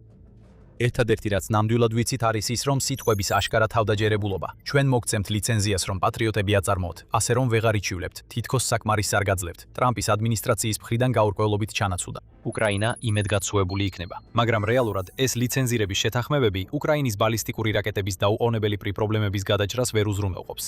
მინიმუმ რამდენიმე თვე და უფრო მეტად კი წლები დასჭირდება, რომ წარმოების ხაზები როგორც პატრიოტის, ასევე ასტერის რაკეტებისთვის შეიქმნას. უკრაინა ასევე ცდილობს თავად გადაჭრას ეს პრობლემა. ის მუშაობს ბალისტიკური რაკეტების საწინააღმდეგო სისტემაზე, რომელსაც კოდური სახელწოდება Freya აქვს, თავის ევროპელ მოკავშირეებთან ერთად. მაგრამ პრობლემა ისევ დროა. უკრაინფორმი იუწყება, რომ უკრაინა არ ელოდება ამ ახალი სისტემის პროტოტიპის მზადყოფნას 2027 წლის შუა პერიოდამდე, რაც რუსეთს აძლევს დაახლოებით 1 წლის ბალისტიკური რაკეტებით მიყენებული ზიანის შესაძლებლობას. ერთადერთი გამოსავალი, რომელიც უკრაინას აქ და ახლა ეხმარება, არის მეტი ბალისტიკური რაკეტების საწინააღმდეგო გადამჭრელი რაკეტის შეძენა იმ საჰაერო თავდაცვის სისტემებისთვის, რომლებიც უკვე აქვს. ეს არის უკრაინის ერთადერთი რეალური პრობლემა. ყველა ის საფუძვლიანი სამუშაო, რომელიც ასე კარგად ემსახურება მის დრონების ჩამოგდების სტრატეგიას, ასევე სარგებელს აძლევს მის რაკეტსაწინააღმდეგო სისტემებსაც. ყველაფერი მარაგებზეა დამოკიდებული. უკრაინას არ აქვს საკმარისი გადამჭრელი რაკეტები, რომ რუსული თავდასხმები აღკვეთოს. Chatham House-ი სხვა გამოსავლებსაც თავაზობს. Sky Shield-ის პროექტის გაფართოება დაეხმარებოდა. ეს ბრძოლაში ჩართავდა 120 ევროპულ საბრძოლო თვითმფრინავს, რომელთა ერთადერთი პასუხისმგებლობა იქნებოდა რაკეტების ჩამოგდება დასავლეთ უკრაინის თავზე. ეს დაფარავდა უკრაინის ტერიტორიის დაახლოებით 30%-ს, მაგრამ ამას ახლავს სირთულე, რომ პუტინი ესკალაციაში დაადანაშაულებს თუ ეს მოხდება. მეტი შეტევითი იარაღის მიწოდებაც, როგორიცაა გერმანიის Taurus-ის რაკეტები, ასევე შეიძლება იყოს ერთ-ერთი ვარიანტი. იდეა ისაა, რომ რუსეთი შეაკავონ იმავე სიმკაცრით საფასუხო დარტყმებით, როცა ის რაკეტებით იერიშებს ახორციელებს, მაგრამ კვლავ მარაგები პრობლემაა, ისევე როგორც პოლიტიკური ნება. რომელი გადაწყვეტილებაც არ უნდა მიიღონ, ის მალე უნდა იყოს. უკრაინის მომავალი შეიძლება ამაზე იყოს დამოკიდებული. მიუხედავად ამისა, 30 ივლისი უკრაინისთვის უდიდეს წარმატებაც შეიძლება ჩაითვალოს. რუსეთის ბალისტიკური რაკეტების სტრატეგია კვლავ ძალაშია, თუმცა მისი შორმანძილზე დარტყმის დრონების სტრატეგია იშლება. უკრაინის საჰაერო თავდაცვა მათთვის უბრალოდ ძალიან ძლიერია. და იმ გაუმჯობესებებით, რაც ჩვენ აღვნიშნეთ ჩამომგდებ დრონებში, რუსეთს ვერც კი დაეხმარება ისიც კი, რომ შაჰიდის დრონებში უფრო ძვირადღირებულ რეაქტიულ ტექნოლოგიაზე გადავიდეს. ციფრები ყველაფერს ამბობს. არა მხოლოდ 30 ივლისს ჭურვების 93%-ის გადაჭერა, არამედ 445,000-ზე მეტი რუსული საჰაერო სამიზნის განადგურება ომის დაწყებიდან. რუსეთიც უკვე იწყებს ზეწოლის შეგრძნებას. მას უწევს უფრო მეტი შაჰიდის დრონის წარმოება უფრო სწრაფად ვიდრე ოდესმე, მხოლოდ იმისთვის, რომ უკრაინას არ ჩამორჩეს. ჩვენ ეს ზეწოლის შედეგი აპრილში ვნახეთ, როცა გავცელდა კადრები, სადაც შაჰიდის დრონები ფაქტობრივად იშლებოდა, სანამ მათ ჩამოაგდებდნენ ჩამომგდები დრონები. პანელები დახეულია, ფრთების ბოლოები მოღუნული და დაჭმუჭნულია. ეს შემთხვევაში დრონს მთლიანად აკლია ცხვირის საფარი. უკრაინის შესაძლებლობა ჩამოაგდოს დრონები ზეწოლას ახდენს რუსეთის წარმოებაზე. სწორედ ეს არის მთავარი აზრი. აიძულო რუსეთი სწრაფად დახარჯოს თავისი საბრძოლო დრონები მინიმალური შედეგებით და პუტინი კიდევ უფრო სწრაფად დაავალებს მათი წარმოების გაზრდას. მალე უკრაინას შეიძლება აღარც კი დასჭირდეს ჩამოგდება. შაჰიდები თვითონ დაიწყებენ ციდან ვარდნას. ახლა უკრაინას მხოლოდ რუსეთის ბალისტიკური რაკეტების საფრთხის წინააღმდეგი სჭირდება და ერთადერთი რაც რუსეთს ჯერ კიდევ გამოსდის, აღარ იარსებებს. რუსეთს ეს არ წარმოედგინა. როცა პუტინის ძალები სუმის ოლქში კიდევ ერთ შეტევას ამზადებდნენ, რაღაც გამოჩნდა ცაში. უხილავი და საშიში, ის რაც უკრაინამ გაგზავნა, იყო საბჭოთა ფოლადის და ამერიკული და ფრანგული ტექნოლოგიების შერწყმა. არაფერი ამზადებდა მომავალი დამპყრობლებს იმისთვის, რაც უნდა მომხდარიყო. სასიკვდილო დარტყმამ გაანადგურა რუსული შეტევა, სანამ ის დაიწყებოდა და ამ ყველაფერში ირონიის ელემენტიც იყო. დარტყმა განხორციელდა საბჭოთა ეპოქის პლატფორმის გამოყენებით, რომელსაც რუსეთი ოდესღაც მოძველებულად მიიჩნევდა. უკრაინამ კი აჩვენა, რომ მოძველებულობა იმაზეა დამოკიდებული, ვინ როგორ უყურებს. და როცა ეს დამკვირვებელი უკრაინა, ძველი ისევ ახალად იქცევა, ხოლო ის, რაც უსარგებლოდ მიიჩნეოდა, ცაში სასიკვდილო დემონად გარდაიქმნება. ჩვენ მივდივართ სოფელ რაჟივკაში, ან უფრო ზუსტად იმ სუმის რეგიონში მდებარე სოფელთან რამდენიმე კილომეტრში, სადაც რუსი მეთაურები გეგმას აწყობდნენ.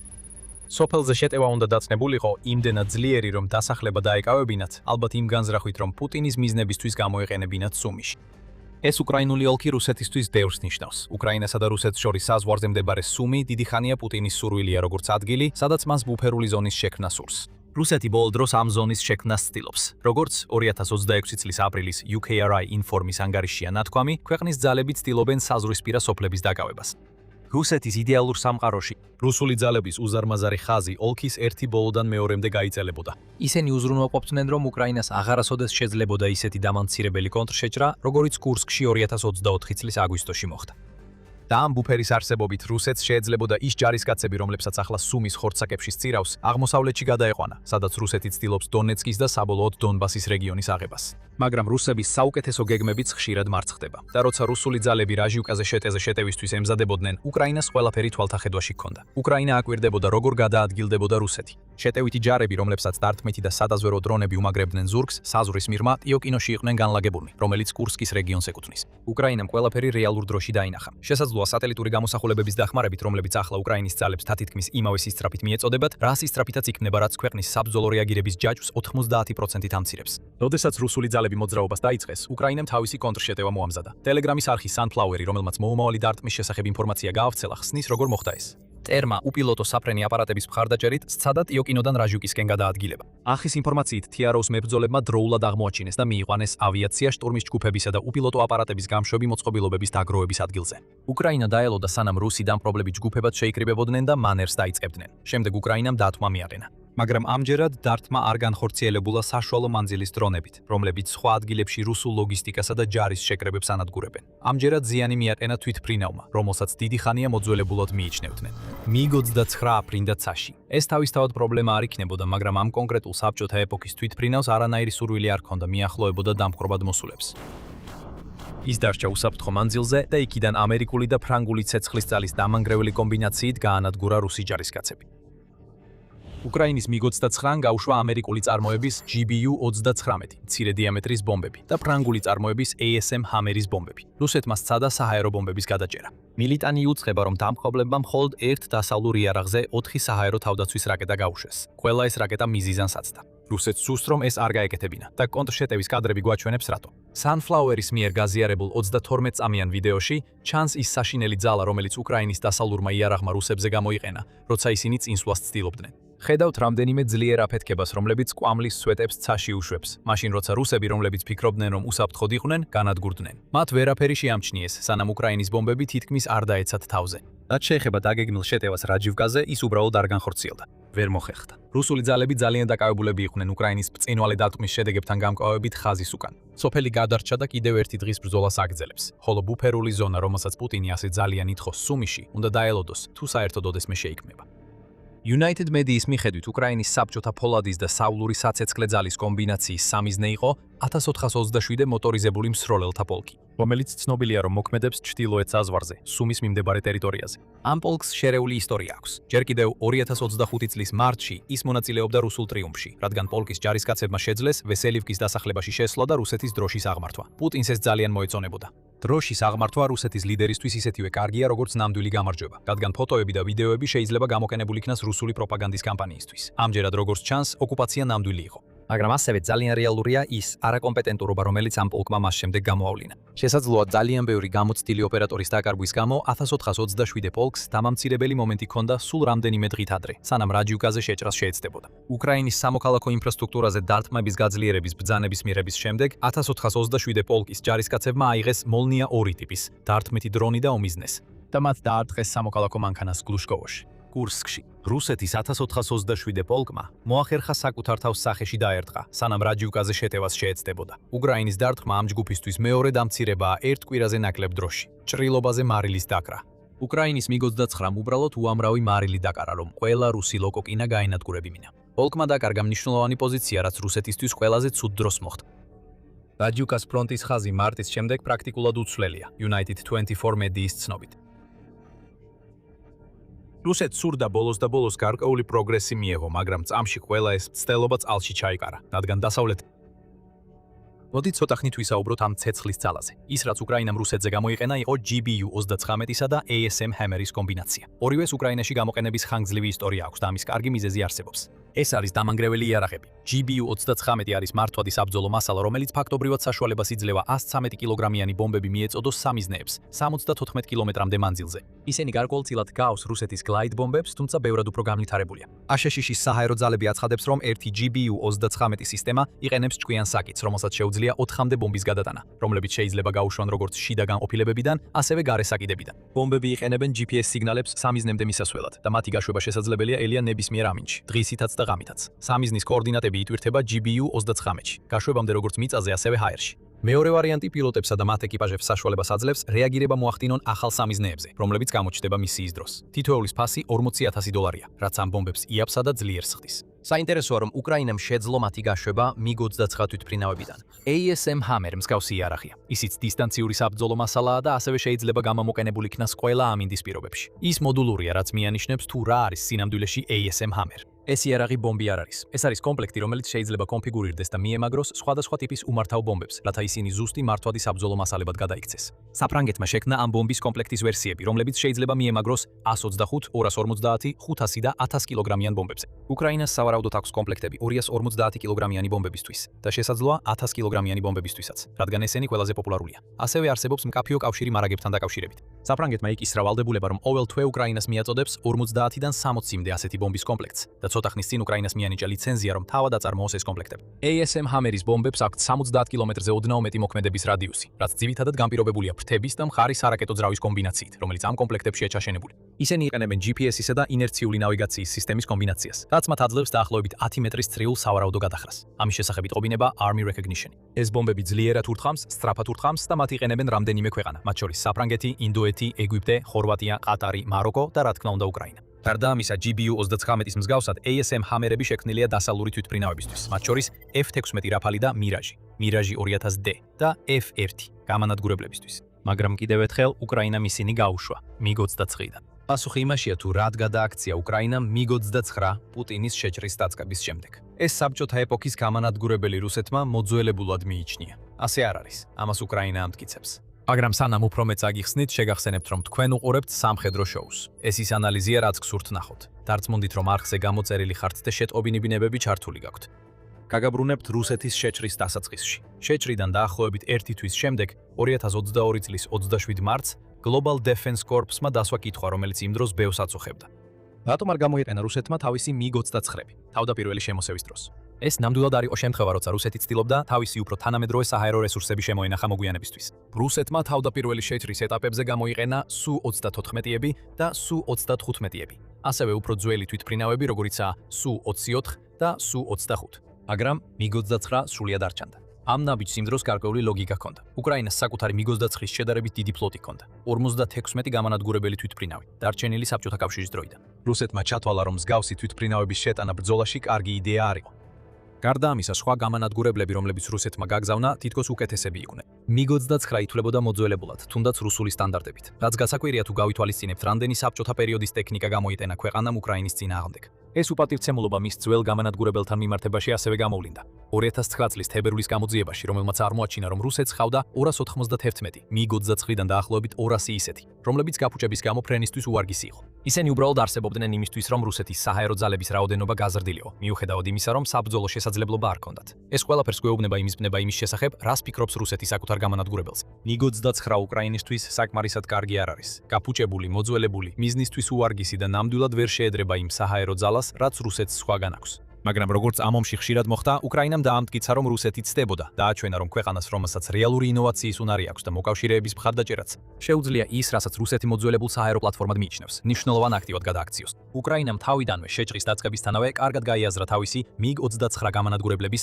მნიშვნელობა. შეგიძლიათ იკამათოთ, რომ დასავლური თვითმფრინავების ქვეყანაში შემოსვლამდე, რაც პუტინის შეჭრიდან მხოლოდ რამდენიმე წლის შემდეგ მოხდა, უკრაინას რეალური არჩევანი არ ჰქონდა. მაგრამ ეს არგუმენტი ძალას კარგავს, როცა მას 2025 წლის სექტემბერში Military Watch-ის ჟურნალის ანგარიშს შევადარებთ, რომელმაც გამოავლინა, რომ უკრაინამ აზერბაიჯანიდან MiG-29 გამანადგურებელი თვითმფრინავები შეიძინა, რადგან კავკასიის ამ სახელმწიფომ ისინი ექსპლუატაციიდან მოხსნა. უკრაინამ ომის დროს MiG-29 გამანადგურებლები პოლონეთიდან და სლოვაკეთიდანაც მიიღო, რაც ჩვენთვის მნიშვნელოვან რამეს აჩვენებს. უკრაინა ამ გამანადგურებელ თვითმფრინავებში ღირებულებას ხედავს, მაშინ როცა რუსეთი არა. ამის ნაწილი MiG-29-ის საჰაერო თავდაცვის საშუალებად ღირებულებას უკავშირდება. როგორც მილიტანიმ აღნიშნა, უკრაინა MiG-29 გამანადგურებლებს საჰაერო თავდაცვის მისიებში მთელი ქვეყნის მასშტაბით იყენებს. სავარაუდოდ იმიტომ, რომ ეს თვითმფრინავები ჯერ კიდევ შეუძლიათ დრონებისა და სხვა ჭურვების ჩამოგდება.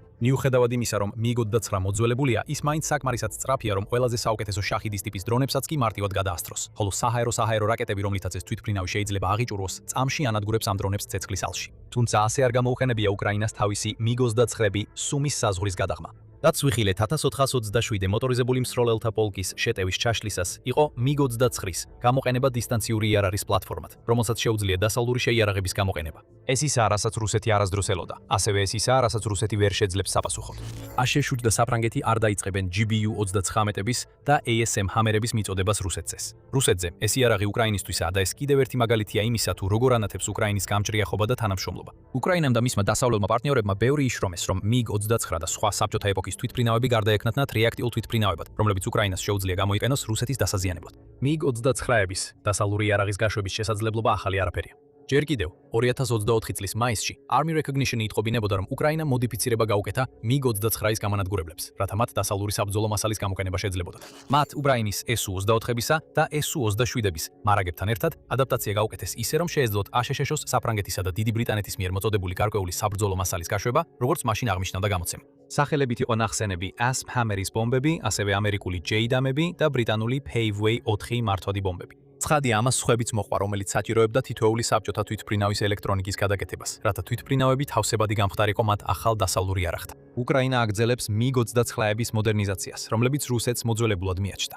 2026 წლის იანვარში Defense Express-მა გაამჟღავნა, რომ უკრაინული MiG-29-ებიც ადაპტირებული იქნა, რათა მათ ამერიკული IRAM რაკეტების გამოყენება შეძლონ. რაც ნიშნავს, რომ უკრაინა შეძლებს გამოიყენოს თავისი ასე წოდებული მოძველებული თვითფრინავები მინიმუმ 2030 წლამდე. რა თქმა უნდა, შეტევები უნდა განხორციელდეს უსაფრთხო დისტანციიდან, მაგრამ ეს უკრაინისთვის სრულიად მისაღებია. ამან უბრალოდ დაამტკიცა, რამდენად ეფექტური შეიძლება იყოს MiG-29-ისა და დასავლური იარაღის კომბინაცია რუსეთის წინააღმდეგ. მაშ, ეხლა რას უნდა გაუმკლავდეს რუსეთი იმის გამო, რომ საკუთარი გამანადგურებელი თვითფრინავი შეაფასა არასაკმარისად? უბრალოდ MiG-29-ები, რომლებსაც შეუძლიათ გაუშვან GBU-39-ები, ASM ჰამერები და კიდევ ბევრი სხვა, რაც უკრაინას საშუალებას აძლევს ათეულობით კილომეტრის დაშორებით მყოფ გამაგრებულ სამიზნეებზე მიატენოს დარტყმები. არაფერია განსაკუთრებული, ხომ ასეა? ალბათ კი, თუ კი საუბარიათ იოკინოს შტურმის ჯგუფზე, რომელიც ახლახან გამანადგურებელმა ნაფლეთებად აქცია, მაშინ როცა მათი საკუთარი სამხედრო მეთაურები ეუბნებოდნენ, რომ ეს თვითფრინავი მოძველებულია. უკრაინამ საბჭოთა ეპოქის ნარჩენი, ნამდვილ და საბრძოლო გამოცდილების მქონე თანამედროვე იარაღად გადააქცია. და რადგან უკრაინის MiG-29 თვითფრინავები სპეციალურად გადაკეთებულია დისტანციური გამოყენებისთვის, რუსეთს საერთოდ არ შეუძლია მათ წინააღმდეგ რაიმეს გაკეთება, თუ უკრაინელი პილოტები არ დაუშვებენ შეცდომას და არ დარჩებიან რუსეთის საჰაერო თავდაცვის ზონაში.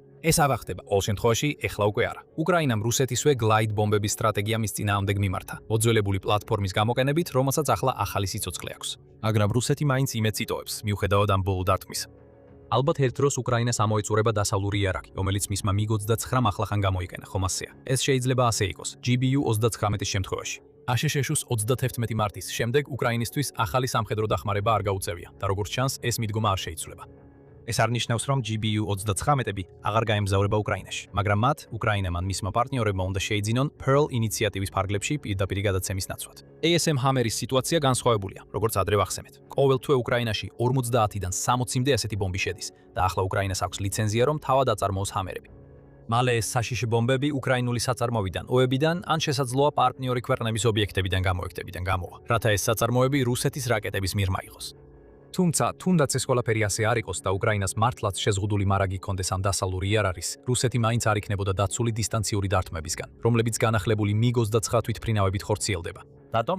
ერთი სიტყვა. Warivniuvachi. შეიძლება ცოტა რთული სათქმელია, მაგრამ ამ ერთმა სიტყვამ გაანადგურა რუსეთის ყველა იმედი, რომ უკრაინას ოდესმე გამოელეოდა მართვადი ბომბები, რომლებსაც ის იყენებდა რუსეთის რიჟიუკაში შეჭრის მსურველი დამპყრობლების გასანადგურებლად. ისევე როგორც სხვა უამრავი სამიზნე. ეს სიტყვა დაახლოებით ითარგმნება როგორც გამასწორებელი ან დამაბალანსებელი, რაც მიანიშნებს როგორ აღიქვამს მას უკრაინა. Warivniuvachi იარაღია და არა უბრალოდ იარაღი. ეს არის უკრაინის პასუხი რუსეთის მართვად ბომბებზე და იარაღი, რომლის წარმოებაც უკრაინას შეეძლება, თუ დასავლური მართვადი ბომბების მარაგი რაიმე მიზეზით ამოიწურება. აშშ-ში დამზადებულ JDAM ER-ზე სამჯერ იაფირებს. გამასწორებელი შეიძლება მიმაგრდეს 250 კილოგრამიან საბრძოლო თავზე, ხოლო მომზადებას 30 წუთი ან ნაკლები სჭირდება. მიუხედავად იმისა, რომ ეს იარაღი ნულიდან შეიქმნა, ის იგივე საჭიროებას ემსახურება. რუსული სამიზნეების დასათქმელად ხაზის მიღმა, ისეთი ის მიღმა, ისეთი თვითფრინავებით, როგორიცაა MiG-21. ეს ძირითადად უკრაინის ვარიანტია პლანირებადი ბომბის, თუმცა გაუმჯობესებულია თანამედროვე დამიზნების ალგორითმებით, რომლებიც ზრდის სიზუსტეს და სავარაუდოდ უზრუნველყოფს გარკვეულ მდგრადობას ელექტრონული ომის მიმართ. და შეგვაჩერეთ, თუ ეს უკვე გსმენიათ GBU-39-სა და ASM ჰამერის შესახებ, მაგრამ equalizer-ი შეიძლება გამოყენებული იქნას დღისითაც და ღამითაც, ნებისმიერ ამინდის პირობებში და უკრაინა სწორედ ამას აკეთებს. 24 ივნის. United 24 მედიამ გაავრცელა ინფორმაცია, რომ equalizer-მა პირველად დაარტყა რუსულ წინახაზის პოზიციას. უკრაინამ მცირე მასშტაბით დაიწყო, მაგრამ თავისი ახალი მართვადი ბომბით თავდასხმა განახორციელა სანგარზე. დიდი ალბათობით მას შემდეგ ის უკვე სხვა სამიზნეებზე იქნა გამოყენებული, რადგან იარაღი, რომლის გამოყენებაც ზუსტად ვიცით, SU-24 გამანადგურებლიდან შეიძლება, ძალიან სავარაუდოა, რომ ასევე თავსებადია უკრაინის სხვა საბჭოთა და დასავლურ გამანადგურებლებთან. ასე რომ არა, რუსეთო, უკრაინის მართვადი ბომბებისგან შვება არ გექნება. იქნება ეს დასავლური იარაღი თუ უკრაინის საკუთარი დიზაინის ბომბები. ისინი კვლავ გაგრძელდება. და ზუსტად ისე, როგორც დავინახეთ წარუმატებელ რაჯუკას შეტევაში, MiG-29, რომლებიც თავად რუსეთს მოდველებულად მიაჩნდა, თავარი პლატფორმა იქნება მათი მიწოდებისთვის. მონსტრი დაიბადა საბჭოთა და დასავლური ძალისა და ლითონის შერწყმა. რუსეთს პასუხი არ აქვს და ვერაფერს გააკეთებს, როცა ეს საფრთხე მომავალში კიდევ უფრო განვითარდება. ზოგჯერ ისეთი შეგრძნებაა, თითქოს უკრაინის ომი არასდროს დასრულდება. სიკვდილის ჭაობი ერთადერთი რამაა, რაც პუტინმა შეძლო შეექმნა. ხანდახან ისეთი შეგრძნებაა, თითქოს უკრაინასაც და რუსეთსაც გვირაბის ბოლოს სინათლე არ უჩანს. მაგრამ უკრაინის პრეზიდენტი ვოლოდიმირ ზელენსკი სხვანაირად ფიქრობს. ის ამბობს, რომ დასასრული უკვე ჩანს და შეიძლება უფრო მალე მოვიდეს, ვიდრე თქვენ გონიათ. 2026 წლის ზამთარი არის მიზანი. ამბიციურად ჟღერს, ასე უნდა იყოს. მაგრამ ზელენსკის ეს მიზანი უბრალოდ შემთხვევით და უმიზეზოდ არ დაუყენებია. უკრაინის ცხელი სკამის მფლობელს ზელენსკის აქვს გეგმა, რომლის საბოლოო მიზანიც პუტინისთვის დამარცხების ყველაზე დამამცირებელი ფორმაა. რუსეთის ლიდერის სასოწარკვეთამდე მიყვანა, რათა ომის დასრულებაზე მოლაპარაკება დაიწყოს. 3 აგვისტოს ზელენსკიმ მიმართა უკრაინის სხვადასხვა საგარეო დიპლომატიური მისიის ხელმძღვანელთა შეხვედრის მონაწილეებს. უკრაინის პრეზიდენტს შეეძლო ეს ღონისძიება გამოეყენებინა ბანალური სიტყვების სათქმელად, ამ ადამიანებისთვის მათი მძიმე შრომისთვის მადლობის გადასახდელად. და მიუხედავად იმისა, რომ ეს მადლობა გამოითქვა, ზელენსკიმ დაინახა შესაძლებლობა განევითარებინა ის, რაც უკრაინამ 2026 წელს აქამდე მიაღწია. მის წინ შეკრებილი ადამიანების დახმარებით ზელენსკიმ თქვა, რომ უკრაინას შეუძლია წელსვე ან თუნდაც უფრო ადრე დაასრულოს ომი რუსეთთან. ჩვენ ძალიან ვეცდებით, რომ ეს მოხდეს ზამთრამდე, შემოდგომაზე. ზელენსკიმ მასებს განუცხადა. თუმცა მან ეს განცხადება შეარბილა გაფრთხილებით, რომ ჩვენ გვესმის ვისთან გვაქვს საქმე და რომ პუტინს იმედი აქვს ეს ომი კიდევ დიდხანს გააგრძელოს. ეხლა უკრაინამ უნდა ჩააქროს პუტინის იმედი. უნდა გახადოს შეუძლებელი რუსეთის ლიდერისთვის ომის გამართლება. იქნება ეს საკუთარი ხალხისთვის თუ მთელი მსოფლიოსთვის. იმის გამო თუ რა ფასად უჯდება ეს რუსეთს. უკრაინამ პუტინს არ უნდა დაუტოვოს არჩევანი. ან გამოაცხადოს მშვიდობა და შეეგუოს საკუთარი მარცხის სირცხვილს, ან უკრაინა მთელ რუსეთს ჩააგდებს უფსკრულში, საიდანაც ამოსვლას 10 წლეულები დასჭირდება. 2026 წლის ზამთრისთვის დასახული მიზანი შეიძლება ამბიციური, თითქმის არარეალურიც კი მოგვეჩვენოს. ეს უკრაინას აძლევს დაახლოებით 5 თვეს, რომ დაასრულოს ომი, რომელიც 4 წელიწადიდან ნახევარია გრძელდება. მაგრამ ზელენსკის აქვს გეგმა, სამმიმართულებიანი სტრატეგია, თითოეულს თავისი ინდივიდუალური მიზანი აქვს. ეს მიზნები ერთიანდება ერთში, რათა შეიქმნას ტკივილი, რომელიც პუტინმა უნდა იგრძნოს, რომ საბოლოოდ გამოაცხადოს მშვიდობა, უთხრა ზელენსკიმ უკრაინის ელჩებს. ზელენსკიმ შექმნა განტოლება. დიპლომატია პლუს სანქციები პლუს შორი და საშუალო რადიუსის დარტყმები უდრის უკრაინის ომის დასასრულს. ამ სამივე მიმართულება ისეთვე მნიშვნელოვანია, როგორც დანარჩენები. და ჩვენ დავიწყებთ იმით, რომელიც შეიძლება ყველაზე მოულოდნელი იყოს ამ სამეულში, დიპლომატიით. ზელენსკი არ მოუწოდებს უკრაინის დიპლომატებს, რომ რუსეთთან კომუნიკაციის ახალი არხები გახსნან. უკრაინამ ეს უკვე სცადა, მაგრამ არ გამოვიდა, თუნდაც მაშინ, როცა შუამავლად აშშ-ში იყო ჩართული. ამის ნაცვლად ზელენსკის გეგმაში უკრაინის დიპლომატების როლია მაქსიმალური მხარდაჭერა გაუწიონ იმას, რასაც ზელენსკი უწოდებს საგარეო მიმართულებას პარტნიორებთან ურთიერთობებში, უკრაინის მთავრობისთვის. ზელენსკი სურს, რომ მეტი შეთანხმება გაფორმდეს, მეტი იარაღი შევიდეს უკრაინაში და დასავლური დიპლომატიის ზღვა, რომელიც უკრაინას ეხმარება რუსეთის საფრთხის წინააღმდეგ გაძლიერებაში, იმაზე მეტადაც კი, ვიდრე უკვე ვნახეთ 2026 წელს. ზამთრის დახმარების პაკეტის უზრუნველყოფა ზელენსკის გეგმის ამ ნაწილისთვის ნომერ 1 პრიორიტეტია. ეს უბრალოდ ფრაზა არ არის, აცხადებს ზელენსკი, ეს რეალობაა. უკრაინის პრემიერ-მინისტრს უნდა კონდეს ზუსტი სია იმისა, რაც უკრაინას ამ ზამთრისთვის სჭირდება და ვინ კონკრეტულად საგარეო პოლიტიკის მიმართულები უნდა უზრუნველყოს თითოეული კონკრეტული შედეგი, მიწოდება ან უკრაინისთვის მნიშვნელოვანი და უდაოდ გადაუდებელი გადაწყვეტილება. ეს ნიშნავს ფინანსური საჭიროებების ზუსტ სიას, აღჭურვილობის ზუსტ სიას, კონკრეტულ რესურსებს, ჩვენი თემების კონკრეტულ საჭიროებებს და პოებებს და პოლიტიკურ შეთანხმებებს, რომლებიც საჭიროა ამ ყველაფრის უზრუნველსაყოფად, განუცხადა ზელენსკიმ დამსწრეებს. სხვა სიტყვებით რომ ვთქვათ, დიპლომატია იწყება ზემოდან. უკრაინამ უნდა იცოდეს რა სურს, სანამ შეძლებს იმგვარი შეთანხმებების მიღწევას, რომლებიც მისი აზრით შესაბამის ზეწოლას მოახდენს პუტინზე.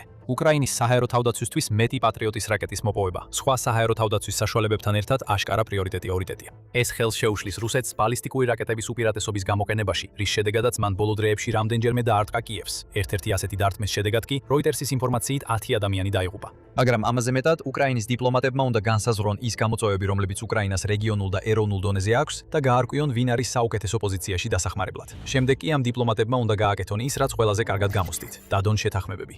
ზელენსკიმ სახელით ახსენა რამდენიმე ქვეყანა, მათ შორის სლოვაკეთი, რუმინეთი, უნგრეთი, მოლდოვა და პოლონეთი, როგორც მეზობლები, რომლებთანაც უკრაინამ არსებული ურთიერთობები უნდა განავითაროს. და კიდევ ერთი რამ, დიპლომატებმა უნდა დაეხმარონ უკრაინას დრონების მიღებაში. მათ ეს შეუძლიათ დრონებთან დაკავშირებულ მეტ შეთანხმებაზე მუშაობით. დრონების შეთანხმებების ფორმატით უკრაინა იღებს გრძელვადიან წლიურ დაფინანსებას ქვეყნისა და უკრაინული თავდაცვის მწარმოებლებისთვის, თავდაცვის ინდუსტრიისთვის სტაბილურ ფინანსურ საფუძველს.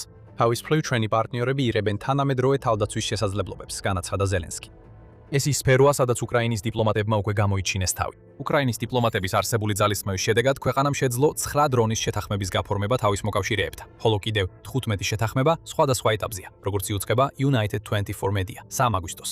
ამ შეთანხმებებიდან თითოეული უკრაინას ეხმარება ისეთ საკითხებში, როგორიცაა დაფინანსება, წარმოება და ახალი დრონების განვითარება, რომლებიც შეიძლება გამოყენებულ იქნას რუსეთის წინააღმდეგ. დიპლომატია ასევე ის მიზეზია, რის გამოც უკრაინამ შეძლო 103 მილიარდი დოლარის სესხის მიღება ევროპის კავშირისგან. რომელთაგან დაახლოებით 4 მილიარდი დოლარი ივლისის ბოლოს გამოიყო დრონებისა და გრიპენის გამანადგურებლების შესაძენად. საელჩოს მუშაობის ხარისხი უნდა შეფასდეს in IRR-ის რაოდენობით, რომელსაც უკრაინა იღებს, იმ დაფინანსებით, რომელიც უკრაინას უჭერს მხარს, და იმ პოლიტიკურ გადაწყვეტილებებსა და კონკრეტულ ნაბიჯებზე, რომლებიც მტერზე ზეწოლას ახდენს. ეს არის მკაფიო ცენტრალური ჩარჩო, განაცხადა ზელენსკიმ. ასე რომ უკრაინის პრეზიდენტის დიპლომატია გადამწყვეტია. რაც უფრო კარგად ახერხებს ამას უკრაინა, მით უფრო მეტ იარაღს იღებს და მით უფრო მეტ შეთანხმებას აფორმებს უკრაინა. ორივე დარტყმას აყენებს პუტინს და ეს მხოლოდ იმაში არ გამოიხატება, რომ უკრაინა ზრდის თავის შესაძლებლობას ავნოს რუსეთს. აქ უფრო მეტი რამ არის. ზელენსკის გეგმის პირველი ნაწილის საბოლოო მიზანი, რომ ომი 2026 წლის ზამთრამდე დასრულდეს, არის პუტინისთვის იმის ჩვენება, რომ მისი მცდელობები უკრაინისა და მისი მოკავშირეების გაყოფის მიმართულებით წარუმატებელი აღმოჩნდა. პუტინი ცდილობდა უკრაინის დასავლელი მოკავშირეების დაშინებით გაყოფდაყოფას. ეს ყველაზე ნათლად ჩანს ჰიბრიდულ ომში, რომელიც რუსეთს ევროპაში თავისი მთავარი იარაღი გაუხდა. სამხედრო მუქარები, კიბერშეტევები, ნატოს საჰაერო სივრცეში შეჭრები და სხვა მრავალი პუტინმა დაშინებისთვის გამოიყენა. ის ფიქრობს, რომ შიშია მთავარი, რაც უკრაინისადმი მხარდაჭერის შეჩერებას უზრუნველყოფს. დიპლომატიისა და იმ შეთანხმებების მეშვეობით, რასაც უკრაინა აფორმებს, უკრაინა პუნს უჩვენებს, რომ მისი მცდელობები წარუმატებელია. სინამდვილეში ისინი საპირისპირო შედეგს აღწევენ და უკრაინის მოკავშირეებს რუსეთის წინააღმდეგ გაერთიანებენ. ეს წარუმატებლობა პუტინზე ზეწოლას ქმნის. და სწორედ ამიტომ არის დიპლომატია ზელენსკის გეგმის პირველი ნაწილი. კიდევ ორი ნაწილი არსებობს და ახლა გავიგებთ, რა არის ისინი და რატომ არის ეს მნიშვნელოვანი. მაგრამ სანამ ამას გავაკეთებთ, შეგახსენებთ, რომ თქვენ უყურებთ სამხედრო შოუს. თუ ჩვენი ვიდეოდან ახალ ინფორმაციას იღებთ, კიდევ ბევრი რამ გვაქვს თქვენთვის მომზადებული. გამოიწერეთ არხი და ჩართეთ შეტყობინებები ობინებები, რომ არ გამოგხჩეთ ჩვენი უკრაინის ომის ანალიზი. გადავდივართ მეორე ნაწილზე, სანქციებზე. ეს ნაწილი ძალიან მჭიდროდ არის დაკავშირებული ზელენსკის გეგმის დიპლომატიურ ასპექტთან. მან ეს ძალიან ნათლად თქვა თავის გამოსვლაში, როცა არნიშნა. მნიშვნელოვანია, რომ ყველა სრულად იყოს კონცენტრირებული და მიაღწიოს მეტ შედეგს რუსეთის წინააღმდეგ სანქციების მიმართულებით. ყველას შეუძლია დაინახოს, განსაკუთრებით ბალისტიკური რაკეტების საფრთხე, რომელსაც რუსეთი წარმოადგენს, რაზეც დღეს უკვე არაერთხელ ვისაუბრეთ. საფრთხე იზრდება. ამავე დროს რუსული საწარმოები, რომლებიც ბალისტიკურ რაკეტებს აწარმოებენ, ჯერ კიდევ არ ექვემდებარებიან მკაცრ გლობალურ სანქციებს. უკრაინის დიპლომატებმა უნდა იმუშაონ ქვეყნის მოკავშირეებთან, რათა წაახალისონ სანქციების დაწესება იმ რუსულ კომპანიებზე, რომლებიც ბალისტიკური რაკეტების წარმოებაში არიან ჩართული. სულ 17 ძირითადი საწარმოა, ამბობს ზელენსკი. მათაც კი ვინც სანქცირებულია, შეუძლიათ გამოიყენონ ხრელები და ხარვეზები, რათა რუსეთის საომარი მანქანა მუშაობდეს. ამ ხრელების დახურვა აუცილებელია ახალი სანქციების დაწესებასთან ერთად. ამისთვის უკრაინამ უნდა უზრუნველყოს უფრო მჭიდრო თანამშრომლობა პარტნიორებთან, ყოველდღიური კომუნიკაციაც კი. ამ გეგმის ეს ნაწილი შეიძლება ცოტათი ხარბადადაც კი მოგოჩვენოს უკრაინის მხრიდან. ბოლოს და ბოლოს რუსეთი უკვე ათასობით სანქციის ქვეშაა, რომელთა უმეტესობაც უკრაინის მოკავშირეებმა დააწესეს. კასტელუმის მიხედვით უკრაინამ და მისმა მოკავშირეებმა ერთად რუსეთს 26645 სანქცია დაუწესეს. მათგან 23960 სრულმასშტაბიანი შეჭრის დაწყების შემდეგ დაწესდა. აშშ-ს ყველაზე დიდი წილი აქვს 6441 სანქციით. თუმცა კანადა, საფრანგეთი, შვეიცარია, დიდი ბრიტანეთი და ევროპის კავშირიც მნიშვნელოვან წვლილს იდებენ. თითოეულს რამდენიმე 1000 სანქცია აქვს დაწესებული. ასევე რუსეთის წინააღმდეგ კიდევ მეტი სანქცია იგეგმება. 23 ივლისს ევროკავშირის საბჭომ მიიღო თავისი 20 პირველი სანქციების პაკეტი, რომელიც მიზნად ისახავს 48 ფიზიკურ და 170 იურიდიულ პირს რუსეთში. განსაკუთრებული ყურადღება გამახვილებულია რუსეთის ენერგეტიკულ სექტორზე, ასევე კრიპტოვალუტასა და ფინანსურ მომსახურებებზე. გარდა ამისა, აშშ-ს სენატმა პირველი ეტაპი გაიარა დიდი ხნის გადადებული რუსეთის სანქციების კანონპროექტის, რომელიც თავდაპირველად ლინდსი გრემმა წარადგინა. მეტი უნდა გაკეთდეს იმისათვის, რომ მიიღონ კანონი, რომელიც აშშ-ს მისცემს უფლებას დააწესოს მეორეული სანქციები რუსეთის მყიდველების მიმართ. მაგრამ ეს ძლიერი დასაწყისი. თუ ვივარაუდებთ, რომ ეს კანონი ძალაში შევა, ის რუსეთს საგრძნობლად დააზარალებს, რადგან მის ნავთობის მყიდველებს რთულ მდგომარეობაში ჩააყენებს. ასე რომ ჩვენ გვესმის არგუმენტი, რომ უკრაინა ითხოვს მეტ სანქციებს, მაშინ როცა უკვე ბევრი მოქმედებს. მაგრამ ამ არგუმენტს ორი პასუხი აქვს. პირველი, არ აქვს მნიშვნელობა, რამდენი სანქცია უკვე დაწესებული, ყოველთვის შეიძლება მეტი იყოს.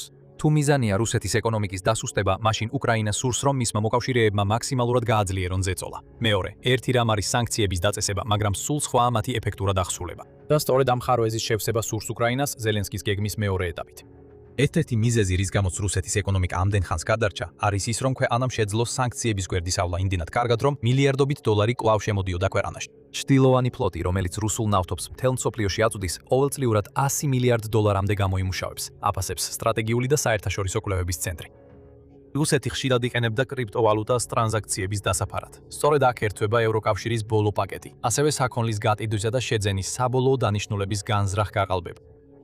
რუსეთი ვერაგულად და მოთხოვებით მოქმედებდა, რაც საშუალებას აძლევდა ნავთობის გაყიდვასა და კრიტიკული იარაღის კომპონენტების შემოტანას.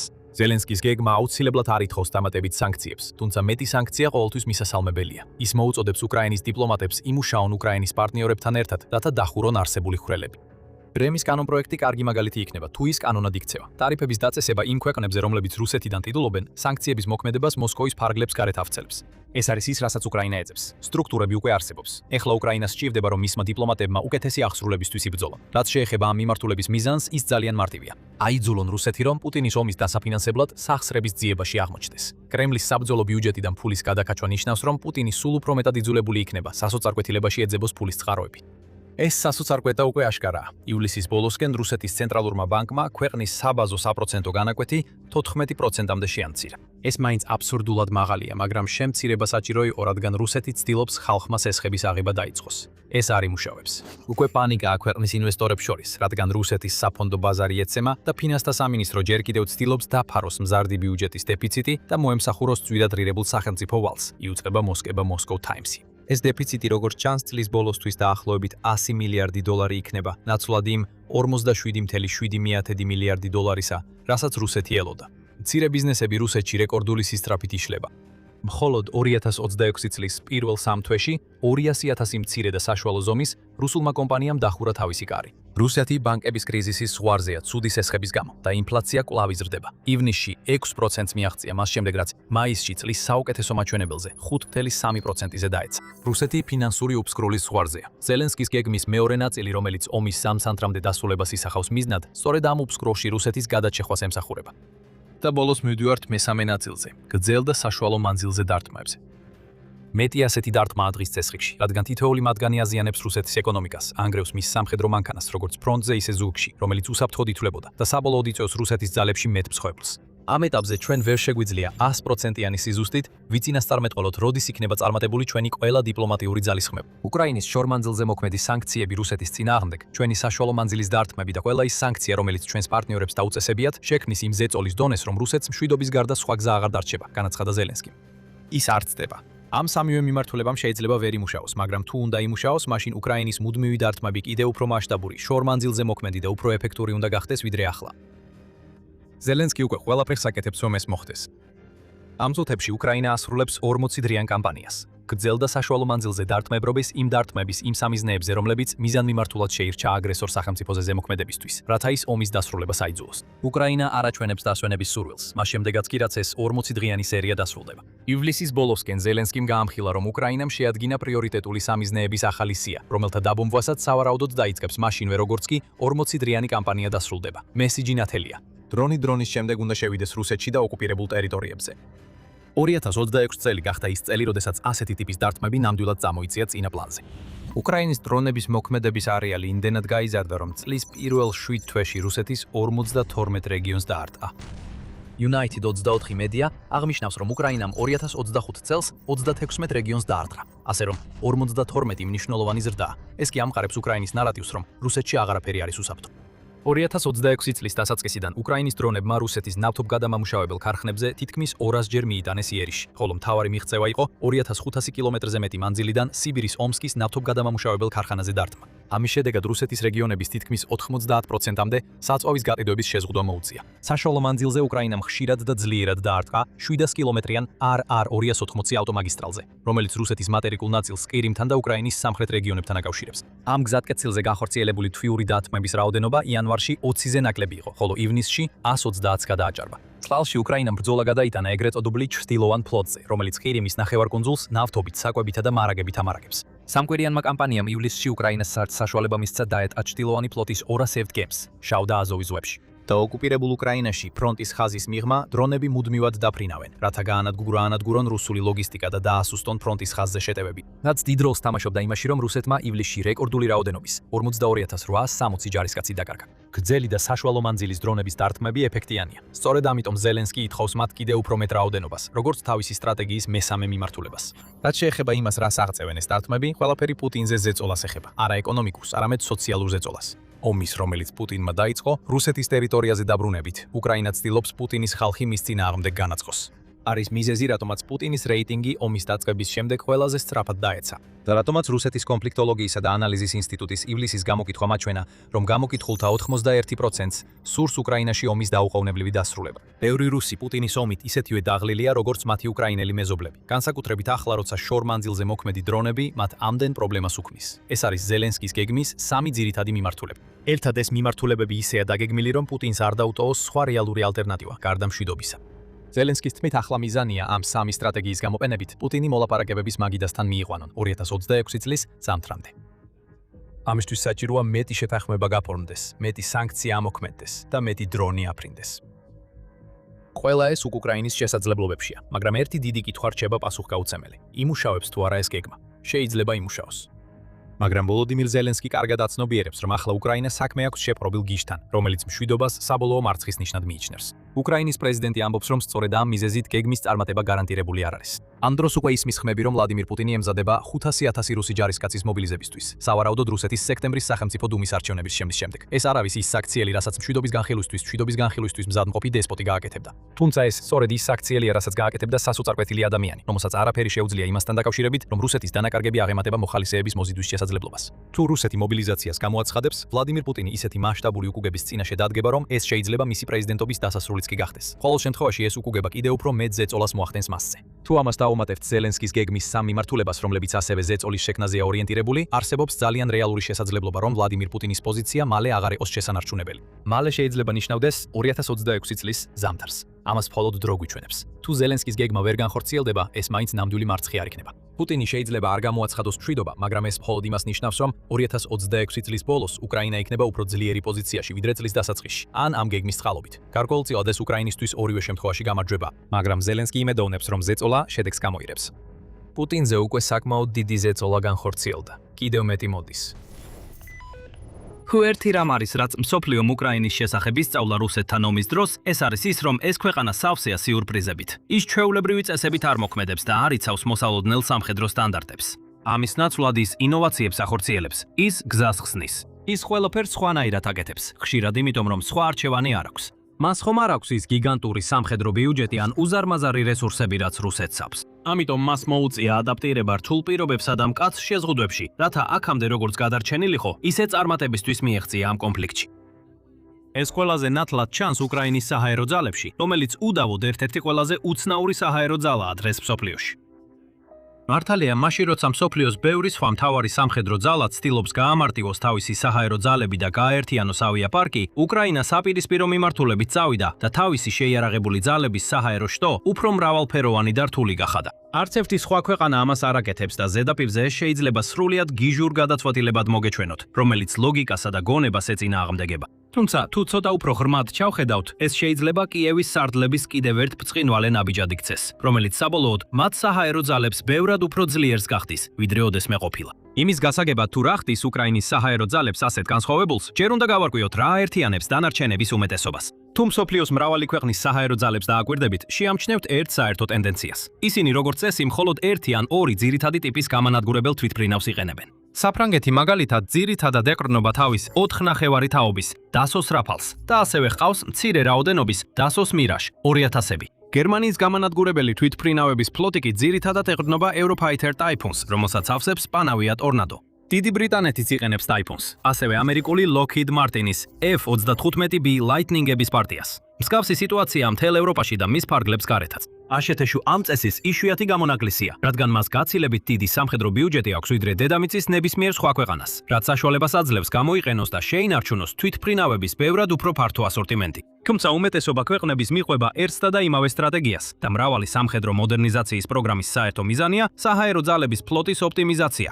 რთული და მრავალფეროვანი ფლოტების უფრო მცირე და მარტივ ფლოტებად გარდაქმნა.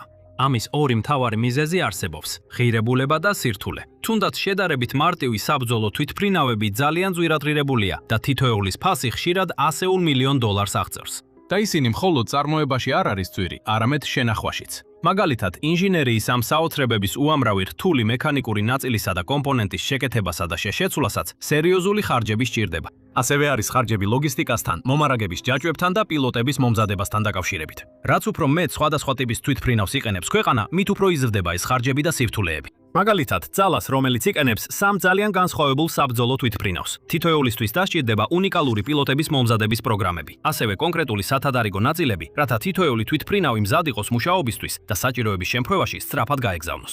ასევე არსებობს სტრატეგიული სირთულეები, მრავალფეროვან და რთულ ავიაპარკებთან დაკავშირებით. თუ მეთაურებს აქვთ სხვადასხვა ტიპის თვითმფრინავების დიდი არჩევანი, მათ მუდმივად უწევთ თითოეულის დადებითი და უარყოფითი მხარეების შეფასება, რათა განსაზღვრონ, რომელი გამოიყენონ კონკრეტულ სიტუაციაში. თუმცა, თუ მათ განკარგულებაში მხოლოდ ერთი ან ორი მრავალფუნქციური თვითმფრინავია, ყველაფერი უფრო მარტივი, იაფი და სწრაფი ხდება. ასევე ეს არის მიზეზი, რატომაც ბოლო დროის მრავალი თვითმფრინავი, ისევე როგორც ისინიც, რომლებიც ამჟამად მუშავდება, შექმნილია მაქსიმალურად მოქნილად, რათა შეძლონ მრავალფეროვანი ამოცანების შესრულება და სხვადასხვა მოვალეობის შესრულება. მაგალითად, F-35 ცნობილია როგორც სამხედრო სამყაროში მრავალფუნქციური თვითმფრინავი. შეუძლია უპრობლემოდ გადაერთოს საჰაერო ბრძოლებზე, სახმელეთო მხარდაჭერის მისიებზე და საჭიროების შემთხვევაში დაზვერვის მონაცემების შეგროვებაზე. ეს არ ნიშნავს, რომ დღესაც არ არსებობენ სამხედრო ძალები, რომლებიც სხვადასხვა ტიპის რეაქტიულ თვითმფრინავებს იყენებენ, ან რომ ამ მიდგომას არ აქვს თავისი უპირატესობები. ფლოტის დივერსიფიკაცია ზოგ შემთხვევაში ჭკვიანური ნაბიჯია, მაგრამ მთლიანობაში უმეტესობა მსხვილი სამხედრო ძალებისა ერთსა და იმავე მიმართულებით მიდის, უფრო მარტივი და გამარტივებული საჰაერო ძალებისკენ, სადაც რეაქტიული თვითმფრინავების ტიპების რაოდენობა ნაკლებია, ვიდრე წარსულში იყო.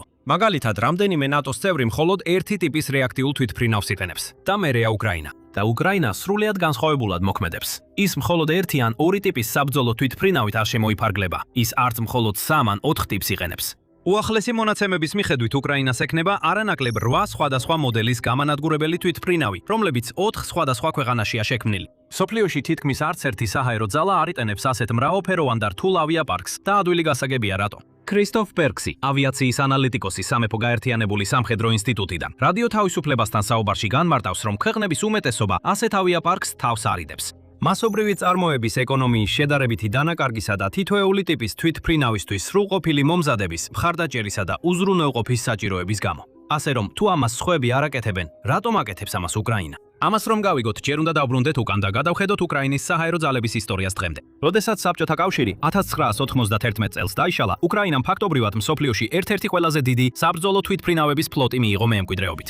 მის არსენალში შედიოდა დაახლოებით 2000 თვითმფრინავი, მათ შორის Tu-60 და Tu-95, სტრატეგიული ბომბდამშენები და ასობით საბჭოთა ეპოქის გამანადგურებელი, როგორიცაა MiG-29, 9, Su-27 და Su-24. ეს უზარმაზარი ფლოტი უკრაინას აძლევდა შესაძლებლობას განეხორციელებინა თითქმის ნებისმიერი სახის საჰაერო ოპერაცია, რაც კი შეიძლებოდა დასჭირვებოდა ბირთვული სტრატეგიული შეტევების ჩათვლით. თუმცა 1994 წელს უკრაინამ ხელი მოაწერა ბუდაპეშტის მემორანდუმს უსაფრთხოების გარანტიების შესახებ და დათანხმდა ბირთვული იარაღის რუსეთისთვის გადაცემას, რის სანაცვლოდაც რუსეთმა უკრაინის დამოუკიდებლობის, სუვერენიტეტისა და საზღვრების პატივისცემა იკისრა. როგორც ახლა ვიცით, რუსეთმა საბოლოოდ უარი თქვა თავისი ვალდებულებების შესრულებაზე, მაგრამ 1990-იან წლებში კიევს სრული ნდობა ჰქონდა, რომ მოსკოვის შეთანხმებას დაიცავდა. ამიტომ, რადგან სჯეროდა, რომ ნებისმიერი შეჭრის ან მასშტაბური თავდასხმისგან დაცული იყო, უკრაინამ დაიწყო თავისი საჰაერო ფლოტის დაშლა. წლების განმავლობაში მან ასობით თვითმფრინავი გაანადგურა, გაყიდა ან უბრალოდ გადააბარა სხვას, მათ შორის ბომბდამშენები, რეაქტიული თვითმფრინავები, სასწავლო თვითმფრინავები, სატრანსპორტო თვითმფრინავები, საწვავის შევსების თვითმფრინავები და საბრძოლო ვერტმფრენები. ამ ცვლილებებმა ქვეყანას მილიონობით დოლარი მოუტანა, მაგრამ მისი სამხედრო ძალა სერიოზულად არასაკმარისად აღჭურვილი დატოვა, თუ ომი დაიწყებოდა. შემდეგ 2014 წელს უკრაინის რეალობა თავდაყირა დადგა, როდესაც რუსეთის სპეციალურმა ძალებმა ქვეყანაში აღწიეს და ყირიმის ნახევარკუნძულის კონტროლი ჩაიგდეს ხელში. ეს იმდენად სწრაფად მოხდა, რომ უკრაინას რეაგირების საშუალებაც კი არ მიეცა. მაგრამ ერთი ფაქტი მტკივნეულად ნათელი იყო. ბუდაპეშტის მემორანდუმი დარღვეული იყო და კიევი ვეღარ დაეყრდნობოდა უსაფრთხოების იმ გარანტიებს, რომლებმაც მანამდე მისი სამხედრო გადაწყვეტილებების უმეტესობა განსაზღვრა. ყირიმის ანექსიიდან მალევე უკრაინის საჰაერო ძალები ფაქტობრივად ხელახლა გააქტიურდა. ძველი ვეტერანები კვლავ დააბრუნეს სამსახურში. ისინი ახალ თაობას ასწავლიდნენ და წორთნიდნენ საჰაერო ბრძოლის ხელოვნებაში, ხოლო ინჟინრები შეუდგნენ რამდენიმე ათეული დაკონსერვებული რეაქტიული თვითმფრინავის აღდგენას, შეკეთებასა და მოდერნიზაციას. როგორიცაა Su-27, და MiG-29-ები, რომლებიც 10 წლეულების განმავლობაში ძველ სამხედრო საწყობებში მტვერს აგროვებდნენ. უკრაინამ ასევე მიმართა მოკავშირე ქვეყნებს, რათა დახმარებოდნენ ომის შესაძლებლობისთვის მზადებაში. ახალგაზრდა პილოტები კი ნორვეგიის საჰაერო ძალების აკადემიაში ტრონჰეიმში გააგზავნეს, რათა გაეუნჯობესებინათ თავიანთი უნარები. ეს ბევრი არ იყო, მაგრამ რაღაც მაინც იყო. უკრაინამ ასევე დაიწყო ინვესტირება თანამედროვე საჰაერო თავდაცვის სისტემებსა და დრონებში. გააცნობიერა, რომ თუ ომი მართლაც დაიწყებოდა, მხოლოდ მისი საჰაერო ძალა ვერანაირად ვერ გაუწევდა კონკურენციას რუსეთის ანალოგიურ ძალას. ამ ძალისხმევისა და გაუმჯობესებების მიუხედავად, იმ დროისთვის, როდესაც რუსული ძალები 2022 წლის თებერვალში უკრაინის საზღვარს გადმოიჭრენ, კიევის თავდაცვის ძალებს მხოლოდ 120 თვითმფრინავი ჰქონდათ განკარგულებაში და მათგან მხოლოდ მე-13 იყო რეალურად გამოსაყენებელი, როგორც მაშინდელი მთავარსარდალი ვალერი ზალუჟნი ამბობდა. რუსეთს კი ამავე დროს 4000-ზე მეტი თვითმფრინავი ჰყავდა. ასევე ფინანსური და ტექნიკური შესაძლებლობები ასობით თუ არა ათასობით ახალი თვითმფრინავის შესაქმნელად. ეს იყო სრული უთანასწორობა და უკრაინამ მალე გააცნობიერა, რომ თუ ომში გადარჩენის რაიმე შანსი უნდა ქონოდა, რაღაც უნდა შეცვლილიყო. მაგრამ სანამ ახსნით რა მოხდა შემოხდა შემდეგ, უნდა გითხრათ, რომ მსგავსი კიდევ ბევრია. ასე რომ თუ სამხედრო შოუ მოგწონთ და სარგებელს ირევთ, არ დაგავიწყდეთ გამოწერა. ახლა რუსეთ-უკრაინის ომის საწყისმა შეტაკებებმა თითქმის გაანადგურა უკრაინის საჰაერო ძალები. მართლაც თავდასხმის პირველივე საათებში 24 თებერვალს 2022 წელს. რუსულმა ძალებმა მიზანმიმართულად დაარტყეს უკრაინის საჰაერო ძალების რესურსებსა და ინფრასტრუქტურას. მრავალი აეროდრომის, ბაზისა და საწვავის საცავის დაბომბვა განხორციელდა. საბედნიეროდ უკრაინისთვის მისი მრავალი თვითმფრინავი ან უკვე ჰაერში იყო იმ დროს, ან სხვაგან იყო დამალული, ამიტომ მათ გადარჩენა შეძლეს. მაინც მომდევნო დღეებმა აჩვენა, რამდენად ძლიერი იყო რუსეთის საჰაერო ძალები. კრემლის პილოტები დღეში 200 საბრძოლო გაფრენას ახორციელებდნენ. ამასობაში კიევის პილოტები დღეში მხოლოდ 5-დან 10-მდე გამოფრენას ახორციელებდნენ, რადგან ცდილობდნენ გაეძლოთ თავიანთი შედარებით მცირე ფლოტით, რომელიც 4 საბჭოთა რეაქტიული ტიპისგან შედგებოდა: MiG-29, Su-24, Su-25 და Su-27. უკრაინის მოკავშირეები ხედავდნენ, რომ ქვეყნის საჰაერო ძალებს დრო ეწურებოდათ და მიხვდნენ, რომ მათ უნდა ემოქმედათ. ამიტომაც დაიწყეს საკუთარი არსენალების გადახედვა, რათა გამოევლინათ სასარგებლო თვითმფრინავები, რომლებიც კიევისთვის შეეძლოთ გაეგზავნათ. მაგალითად, 2023 წლის განმავლობაში ცენტრალური და აღმოსავლეთ ევროპის სხვადასხვა ქვეყანამ საკუთარი საბჭოთა ეპოქის საბრძოლო თვითმფრინავები გაუგზავნა უკრაინას, რათა მისი ძალები გაეძლიერებინა. მაგალითად, სლოვაკეთმა და პოლონეთმა რამდენიმე MiG-29 გადაეცეს უკრაინას. და მიუხედავად იმისა, რომ მადლიერი იყო ამ გაძლიერებისთვის, უკრაინის პრეზიდენტი ვლადიმირ ზელენსკი მაინც იმედოვნებდა, რომ დასავლეთის ზოგიერთი წამყვანი სახელმწიფო ოდესმე მიაწვდიდა კიევს უფრო თანამედროვე, განვითარებულ და ძლიერ გამანადგურებლებს. დრო დასჭირდა, მაგრამ საბოლოოდ მან მიიღო ის, რაც სურდა. 2024 წელს ამერიკაში წარმოებული F-16 ტიპის გამანადგურებლების პირველი პარტია ოფიციალურად დაეშვა უკრაინის მიწაზე, რითაც უკრაინის საჰაერო ძალების ფლოტი 5 სხვადასხვა ტიპის თვითმფრინავამდე გაიზარდა. შემდეგ ქვეყანამ უნდა ჩაეტარებინა პილოტების ინტენსიური მომზადება, ასევე მოეპოვებინა სიმულატორები, სათადარიგო ნაწილები და დამხმარე ინფრასტრუქტურა, სანამ საბოლოოდ F-16-ებს ოპერაციულ ექსპლუატაციაში შეეხვან. მას შემდეგ ისინი ძალიან ეფექტურები გახდნენ, ასრულებენ უკრაინული ყველა გამოფრენის დაახლოებით 80%-ს და უდიდესად გამოსადეგნი აღმოჩნდნენ როგორც რუსული რაკეტებისა და დრონების წინააღმდეგ ბრძოლაში, ასევე მიწის ზედაპირზე სამიზნეების დაბომბვაში. სხვადასხვა სხვა ქვეყანამაც დამატებითი F-16-ები გადასცა უკრაინას ამ წლების განმავლობაში. 2025 წელს კი კიევის საჰაერო ძალებმა კიდევ ერთი საინტერესო დამატება მიიღეს: Mirage 2000. პირველად 1978 წელს აფრინდა. ეს ფრანგული გამანადგურებელი 10 წლეულებია, საფრანგეთის საჰაერო ძალების მთავარი საყრდენია და მრავალი კონფლიქტის მონაწილეა, დაწყებული სპარსეთის ყურის ომით, ავღანეთის ომით და სირიის სამოქალაქო ომით დამთავრებული. სოფლიოს სხვადასხვა სამხედრო ძალები კვლავაც ეყრდნობიან ამ თვითმფრინავებს, მათ შორის ინდოეთი, ჩინეთი და არაბთა გაერთიანებული საამიროები. და Mirage 2000 პოპულარული გახდა თავისი შთამბეჭდავი მანევრულობის, მაჰორის სიჩქარის, მიღწევის უნარისა და თანამედროვე ავიონიკის გამო. ლავაც უკრაინას დრო დასჭირდა, რათა პილოტები ამ სისტემის გამოყენებაზე გაეწურთნა. მაგრამ 2026 წლის დასაწყისისთვის უკვე ჩნდებოდა ვიდეოები, სადაც Mirage 2000-ის თვითმფრინავები აღმოსავლეთის ფრონტზე დარტყმის მისიებს ასრულებდნენ და რუსულ სამიზნეებზე ბომბებს ხლიდნენ. ეს ნიშნავდა, რომ უკრაინას ახლა უკვე 6 სხვადასხვა ტიპის თვითმფრინავი ჰყავდა, მაგრამ ამით ყველაფერი არ დასრულებულა. 2026 წლის 30 ივნისს პრეზიდენტმა ზელენსკიმ გამოაცხადა, რომ უკრაინამ და შვედეთმა ხელი მოაწერეს შეთანხმებას 16 შვედური Gripen E ტიპის გამანადგურებლის შეძენაზე. ეს პაკეტი ასევე მოიცავს შესაბამის აღჭურვილობასაც, ტექნიკურ დახმარებასა და მხარდაჭერას, რათა უკრაინელმა პილოტებმა და ინჟინრებმა შეძლონ ამ თვითმფრინავების, რაც შეიძლება სწრაფად და ეფექტურად ამოქმედება და გამოყენება. ახლა არსებული ცნობების მიხედვით, პირველი 16 ესეთი გამანადგურებელი უკრაინაში 2029 და 2030 წლებში ჩამოვა. და მიუხედავად იმისა, რომ გრიპენი ცოტა იაფი და მარტივია ვიდრე მირაჟი, 2000 და F-16 მას მაინც აქვს რამდენიმე მნიშვნელოვანი უპირატესობა, მაგალითად დაბალი საოპერაციო ხარჯები და უნარი აფრინდეს და დაჯდეს შედარებით მოკლე ასაფრენ-დასაფრენ ზოლებზე ან გზატკეცილებზე. რაც იდეალურია უკრაინისთვის, რადგან საჰაერო ძალების არსებული ინფრასტრუქტურის დიდი ნაწილი 2022 წელს დაზიანდა ან განადგურდა. შემდეგ გრიპენის განცხადებიდან სულ რამდენიმე კვირაში უკრაინამ კიდევ ერთი შეთანხმება გაასაჯაროა. საერთო განცხადებაში თავის ფრანგ კოლეგასთან ემანუელ მაკრონთან ერთად ზელენსკიმ განაცხადა, რომ საფრანგეთი მალე გადასცემს უკრაინას დაპირებული 16 Dassault Rafale 4-ს. პირველი პარტია ჩამოვა მას შემდეგ, რაც უკრაინელ პილოტებს საფრანგეთში საჭირო წორტნა ექნებათ გავლილი, რომელიც 2026 წლის ბოლომდე დაიწყება. 2028 წლისთვის, ან შესაძლოა უფრო ადრეც, უკრაინის საჰაერო ძალები უნდა გამოიყენებდეს საბრძოლო თვითმფრინავების 8 სხვადასხვა ტიპს საბჭოთა კავშირიდან, შეერთებული შტატებიდან, შვედეთიდან და საფრანგეთიდან. და ამ კოლექციის მთავარი მარგალიტი უდავოდ იქნება რაფალი, რომელიც ფართოდ ითვლება ერთ-ერთ საუკეთესო თვითმფრინავად, რაც კი დღეს არსებობს. მას აქვს თითქმის შეუდარებელი მრავალმხრივობა, მოწინავე სენსორული შერწყმის ტექნოლოგია და უმაღლესი მოქნილობა, რაც საშუალებას აძლევს შეასრულოს ყველაფერი საჰაერო თავდაცვის ოპერაციებიდან ზუსტი დარტყმებამდე. ძალიან ცოტა ქვეყანას მოუნდებოდა ასეთი მრავალფეროვანი და რთული საჰაერო ძალები, მაგრამ როგორც ჩანს, უკრაინამ ეს მიიღო.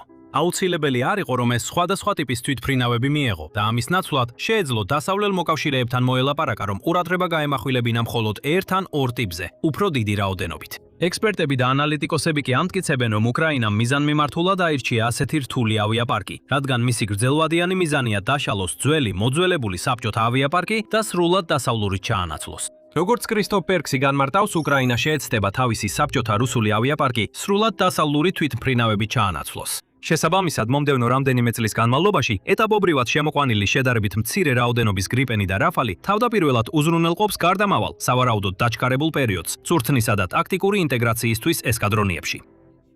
მოკლედ რომ თქვათ, ეს ახალი თვითმფრინავები უკრაინისთვის ცხოვრებას არ ართულებს. ისინი ამარტივებენ ქვეყნის საჰაერო ძალებისთვის საბჭოთა ტექნიკიდან დასავლურ შემცვლელებზე გადასვლის პროცესს.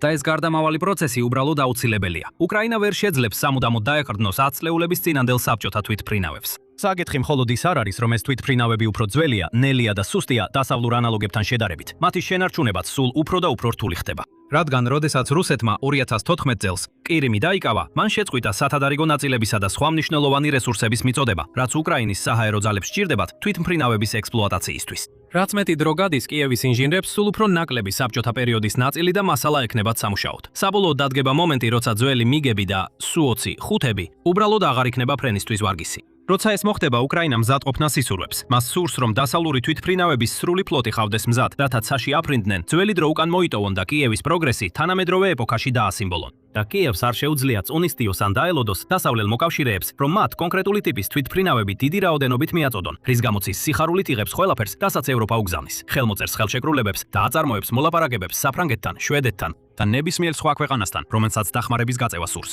აი ასე იქცა უკრაინის ავიაგამანადგურებლების ფლოტი ასეთ არეულობად. ეს შემთხვევით არ მომხდარა, ეს განზრახ იყო. F-16-ები პირველები გამოჩნდნენ, რადგან აშეთეშუსსა და ევროპელ მოკავშირეებს ამ ტიპის თვითმფრინავები საკმარისი რაოდენობით ჰქონდათ. ასევე უამრავი სათადარიგო ნაწილი, რათა ისინი მუშა მდგომარეობაში შეენარჩუნებინათ. მირაჟები მოგვიანებით გამოჩნდნენ, რადგან საფრანგეთი უკვე გადადიოდა ამ მოდელიდან და უფრო მეტად რაფალებზე კონცენტრირდებოდა. ხოლო გრიფენები მოხვა, რადგან შვედეთს უკვე ბევრი ასეთი თვითმფრინავი აქვს და სურს დაეხმაროს ევროპის აღმოსავლეთ ფლანგის დაცვაში. რაფალები ამ მრავალფეროვან ძალაში ყველაზე ახალი და შესაძლოა ყველაზე გამორჩეული დამატებაა. და კიევისთვის სარგებელი აშკარაა. ის იღებს თავს თანამედროვე საბრძოლო თვითმფრინავების კარგ რაოდენობას, რაც შეიძლება სწრაფად. მისი პილოტები კიდევ უფრო გამოცდილი და კვალიფიციური ხდებიან, ხოლო მისი საჰაერო ძალები ასევე ანაწილებენ რისკებს, ასე რომ თუ კი რომელიმე ამ ტიპის თვითმფრინავი რაიმე მიზეზით გამოვა მწყობრიდან, მაგალითად მომარაგების შეწყვეტის ან პოლიტიკური ცვლილების გამო, დანარჩენი ავიაპარკი მაინც ძლიერად დარჩება. ეს ბოლო ნაწილი განსაკუთრებით მნიშვნელოვანია. უკრაინა აქტიურ კონფლიქტშია და ვერ წავა ასეთ რისკზე, რომ მთელი მისი საჰაერო ძალები გაჩერდეს მხოლოდ იმიტომ, რომ მომარაგების ჯაჭვი ჩამოიშლება, ან მოკავშირე ახალ ლიდერს აირჩევს, რომელიც გადაწყვეტს, რომ აღარ სურს იმდენად დაეხმაროს. მას სჭირდება ძალა, რომელიც აქტიურია, ჩართულია და ყოველთვის ხელმისაწვდომია. მრავალფეროვნება ამას შესაძლებელს ხდის. რა თქმა უნდა, ამას თავისი სირთულეები ახლავს. ცნობილია, რომ ქვეყნებისთვის ძალიან რთულია ამდენი განსხვავებული ტიპის თვითმფრინავის შენარჩუნება და უკრაინას უწევს დრო, ძალისხმევა და ფული დახარჯოს თავისი პილოტებისა და ინჟინრების მომზადებაში, რათა ისინი შეძლონ თითოეული ახალი თვითმფრინავის გამოყენება და მოვლა, სანამ ის ოპერაციაში ჩაერთვება. თუმცა გრძელვადიან პერსპექტივაში აშკარაა, რომ ეს აუცილებელი ნაბიჯია ქვეყნის სამხედრო პროგრესისთვის, რაც გზას უხსნის უკეთეს და ნათელ მომავალს უკრაინის საჰაერო ძალებისთვის. ეს გზა დააბრუნებს მას პოსტსაბჭოთა დიდების დღეებში და დაეხმარება არა მხოლოდ რუსეთის დამარცხებაში, არამედ მომავალში ნებისმიერი თავდასხმისა თუ შეჭრის შეკავებაშიც მის ტერიტორიაზე. და უკრაინის მოკავშირეები მხოლოდ გამანადგურებელ თვითმფრინავებს არ აწვდიან, ისინი ასევე აწვდიან მრავალ სხვა მნიშვნელოვან რესურსს, რომლებიც ამ ომის სახეს ცვლიან. პოლონეთმა მაგალითად უკრაინას მიაწოდა თავისი ერთ-ერთი ყველაზე ღირებული ჯავშან ტექნიკა, რომლის შესახებაც ყველაფერს ამ ვიდეოში გაიგებთ. ან თუ გსურთ ნახოთ, როგორ ძლიერდება უკრაინის დრონების არმია ყოველდღიურად, იხილეთ ეს ვიდეო ახალი ზირგას ჩამჭერის შესახებ. და ბოლოს, არ დაგავიწყდეთ გამოიწეროთ სამხედრო შოუ, რათა მიიღოთ მეტი სასწრაფო სიახლე, ანალიზი და ინფორმაცია რუსეთ-უკრაინის ომისა და სხვა კონფლიქტების შესახებ მთელი მსოფლიოდან.